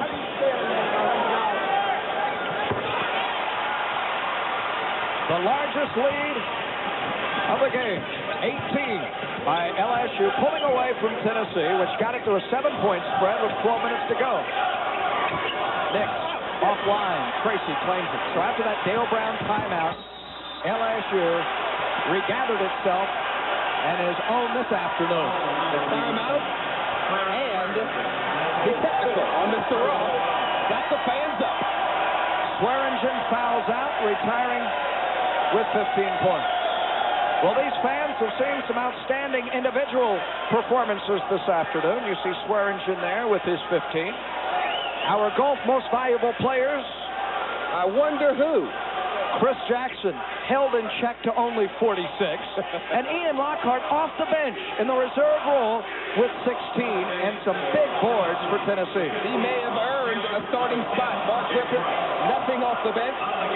As you see, Ian Lockhart, it's been a long afternoon. As part of the Golf Oil Most Valuable Player Award Scholarship Program, Golf will donate $1,000 to the General Scholarship Fund of Tennessee and for Chris Jackson at LSU. They made it easy for us today. We didn't have to deliberate at all. It was academic. Did it by the numbers. Tracy will not fall next to the rebound. You realize this LSU team has only one senior, Blanton. No juniors. Bell, freshman and sophomore. Nix again. Missing 16 rebounds, by the way, for Dyron Nix. Led the league as a junior in rebounding, so he can get up. Bell fouled Jackson on Chris's way to the hoop. He's got 46. His record is 54 with 2:28 to go. That's his third. Substitution for Tennessee. Ronnie Reese returns, number 34 there, and Dyron Nix will depart with this issue having been decided. 7 of 16 from the field, only 4 at halftime, but he came back, went to the boards real strong in the second half. That's where he got his point. Jackson, a rare miss. The rebound to Reese. Well, he won't get 54 doing that. Bell is pulling up threes and now hits one. Some full court pressure. His first bucket of the second half, his third three-pointer of the afternoon, 15 for Bell, rather. But there's no such thing as pressure when 35 has it in his hand. Beats any press. A 15-point spread, Blanton off to Singleton. Dale Brown's Tigers will surpass their victory total of a year ago. Whoa, Singleton threw it over Dale Brown. Did you see Dale trying to reach for it? Well, Jackson's human. If he'd have caught that one, we'd have called him Superman forever. LSU won 16 last year. This will be their 17th win. Another Bell, a rainbow three. Their 9th conference win. Singleton with the jam from Blanton. An easy dunk. Don DeVoe, you can fry an egg on his forehead. He's so hot right now. No defense. A three by Ronald Taylor. His 5th three-pointer, his 17th point of the game for the junior. Jackson a quick inbounds to Blanton. Blanton fouled by Price. Don't you love the three-point shot? It's close. It's 11 points. It was out of hand, and they keep shooting the three and drilling it. Don DeVoe with instructions to freshman guard Jay Price. Timeout on the court. 1:31 remaining in the game. LSU will own this afternoon, leading 107-96. You can paint this one purple and gold, dear, for your LSU Tigers have played well, especially down the stretch. Where's that news? There it is. Need we say more? Jackson with 46. LSU shooting 5% better. Turnovers less. Rebound turnover points for more. LSU on top. Blanton steps to the line with 24 and now 25. The leading Tiger in terms of minutes played. How durable is this guy? He's always on the court and has been for 4 years. Jackson has the most points in the Assembly Center at 48. There's a chance to break another record. Tracy on Pell. A big go! It won't fall. A long rebound to Taylor. Check his wrist out. That was a long one. Taylor blocked by Singleton cleanly. Jackson changes speeds, crosses over, and they foul him. All right. How many does he have now? All right, Jackson with 46. He's got 46. If he hits these two, he'll tie the most points ever in Pete's Palace at 48. Held by himself. All eyes on Chris Jackson. Wayne Sims has set down. Gert Hammock replaced him. Hammock played in the first half. You see him there, number 43, as Jackson takes it again. He scores again. 48. Price from three. It won't fall. A putback will, however, by Ian Lockhart. The foul on Hammock. Counted. Kurt, the freshman, commits the foul. The Dutchman. Inside Lockhart. Look at him run down. There he is, inside position. Take it up strong. He's had a phenomenal afternoon for Don DeVoe. Ian Lockhart. From a place we don't mind going. Nassau. Missed the free throw and the fouls on Tennessee and Bell. This is, of course, the highest point total produced by LSU against a conference rival this year. There's 111 registered against the Big Orange. As Greg Bell has a foul. This is one of those teams that put so much pressure on because they have 3 or 4 guys that can score and score in a hurry. So you know you're going to have a good offensive night to play with them. With the Pete knee bend. Well, you did the Cajun name, Mouton, well. Now you're doing the Dutchman's name from the Netherlands. Putting you to work. Yes. Polylingual, would you call it? Here is Gert from Didom, Netherlands. Boy, he get down on the free throw. That's how they shoot free throws there. Most of the time they go in. Hell ball, and it belongs to LSU. Well, LSU's ball and LSU's game, Jordan. Give it to Jackson, let him shoot, and then take him out. LSU's next game against Kentucky as Blanton scores.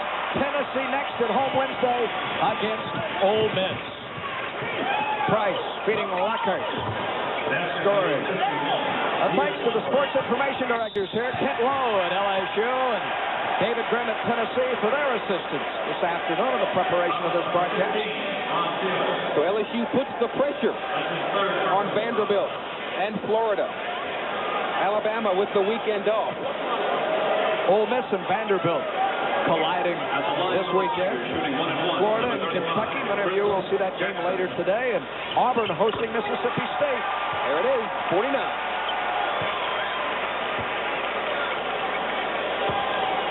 This for 50. What a player. What a player. Half 100. Unbelievable. Tennessee scores 100, they'll lose, trailing by 16. Bell threw it away.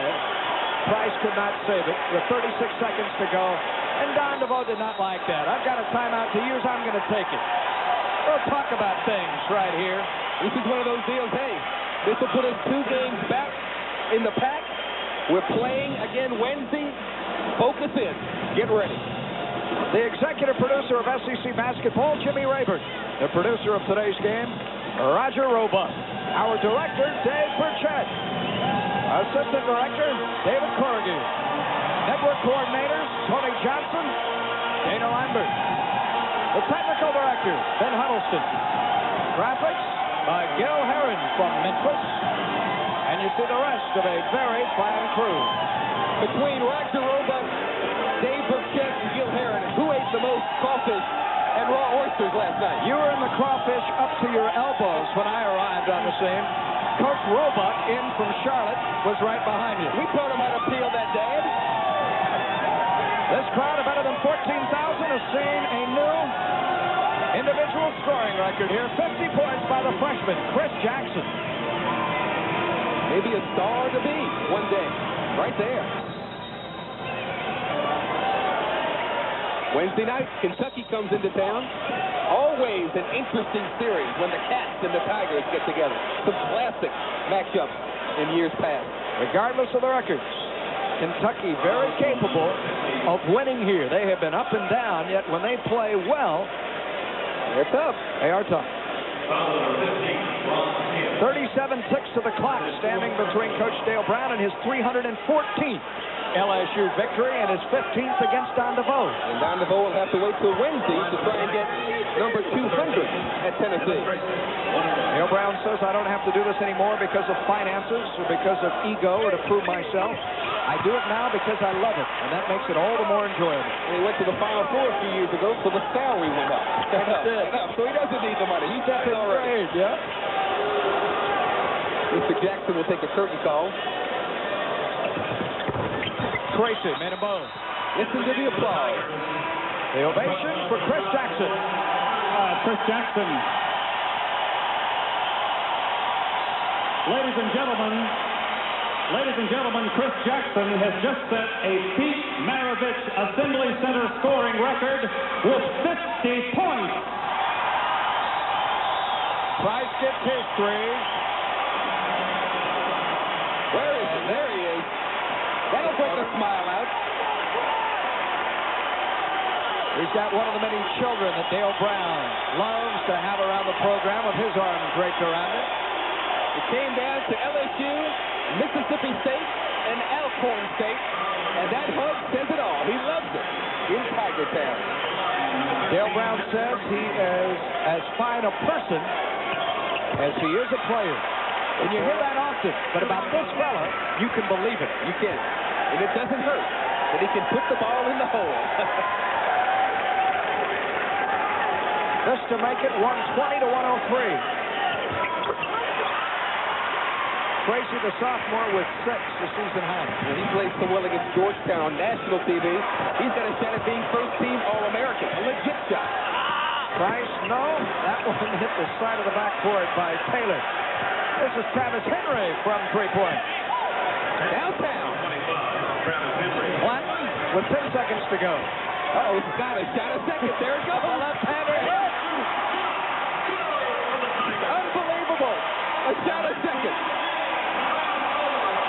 122-106 as Dale Brown's Tigers and Chris Jackson's Tigers have beaten Tennessee. You've been watching Jefferson Pilot Teleproductions exclusive coverage of Southeastern Conference basketball, and this one today, Johnny Holmberg, belongs to LSU. And Axton Jackson. What a player. Dale Brown goes 9-3 in the SEC, 17-6 overall. And there's a big one coming in Wednesday. Coming up Wednesday, the Big Blue from Lexington here in Baton Rouge to face LSU, and then Kentucky hosting the Crimson Tide 1 week from today in Rupp Arena.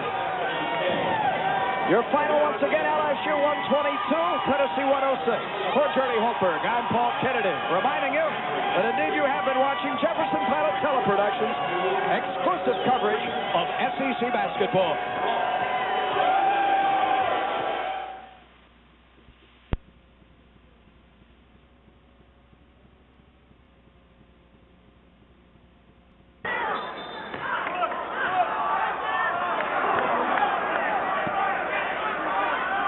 Jackson will go to the line to shoot 1 and 1. Doug Hartsfield picks up the foul.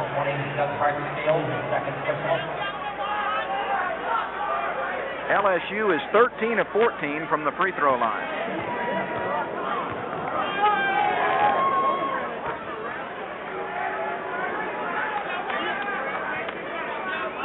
(35-27) LSU with 3:33 left in the first half.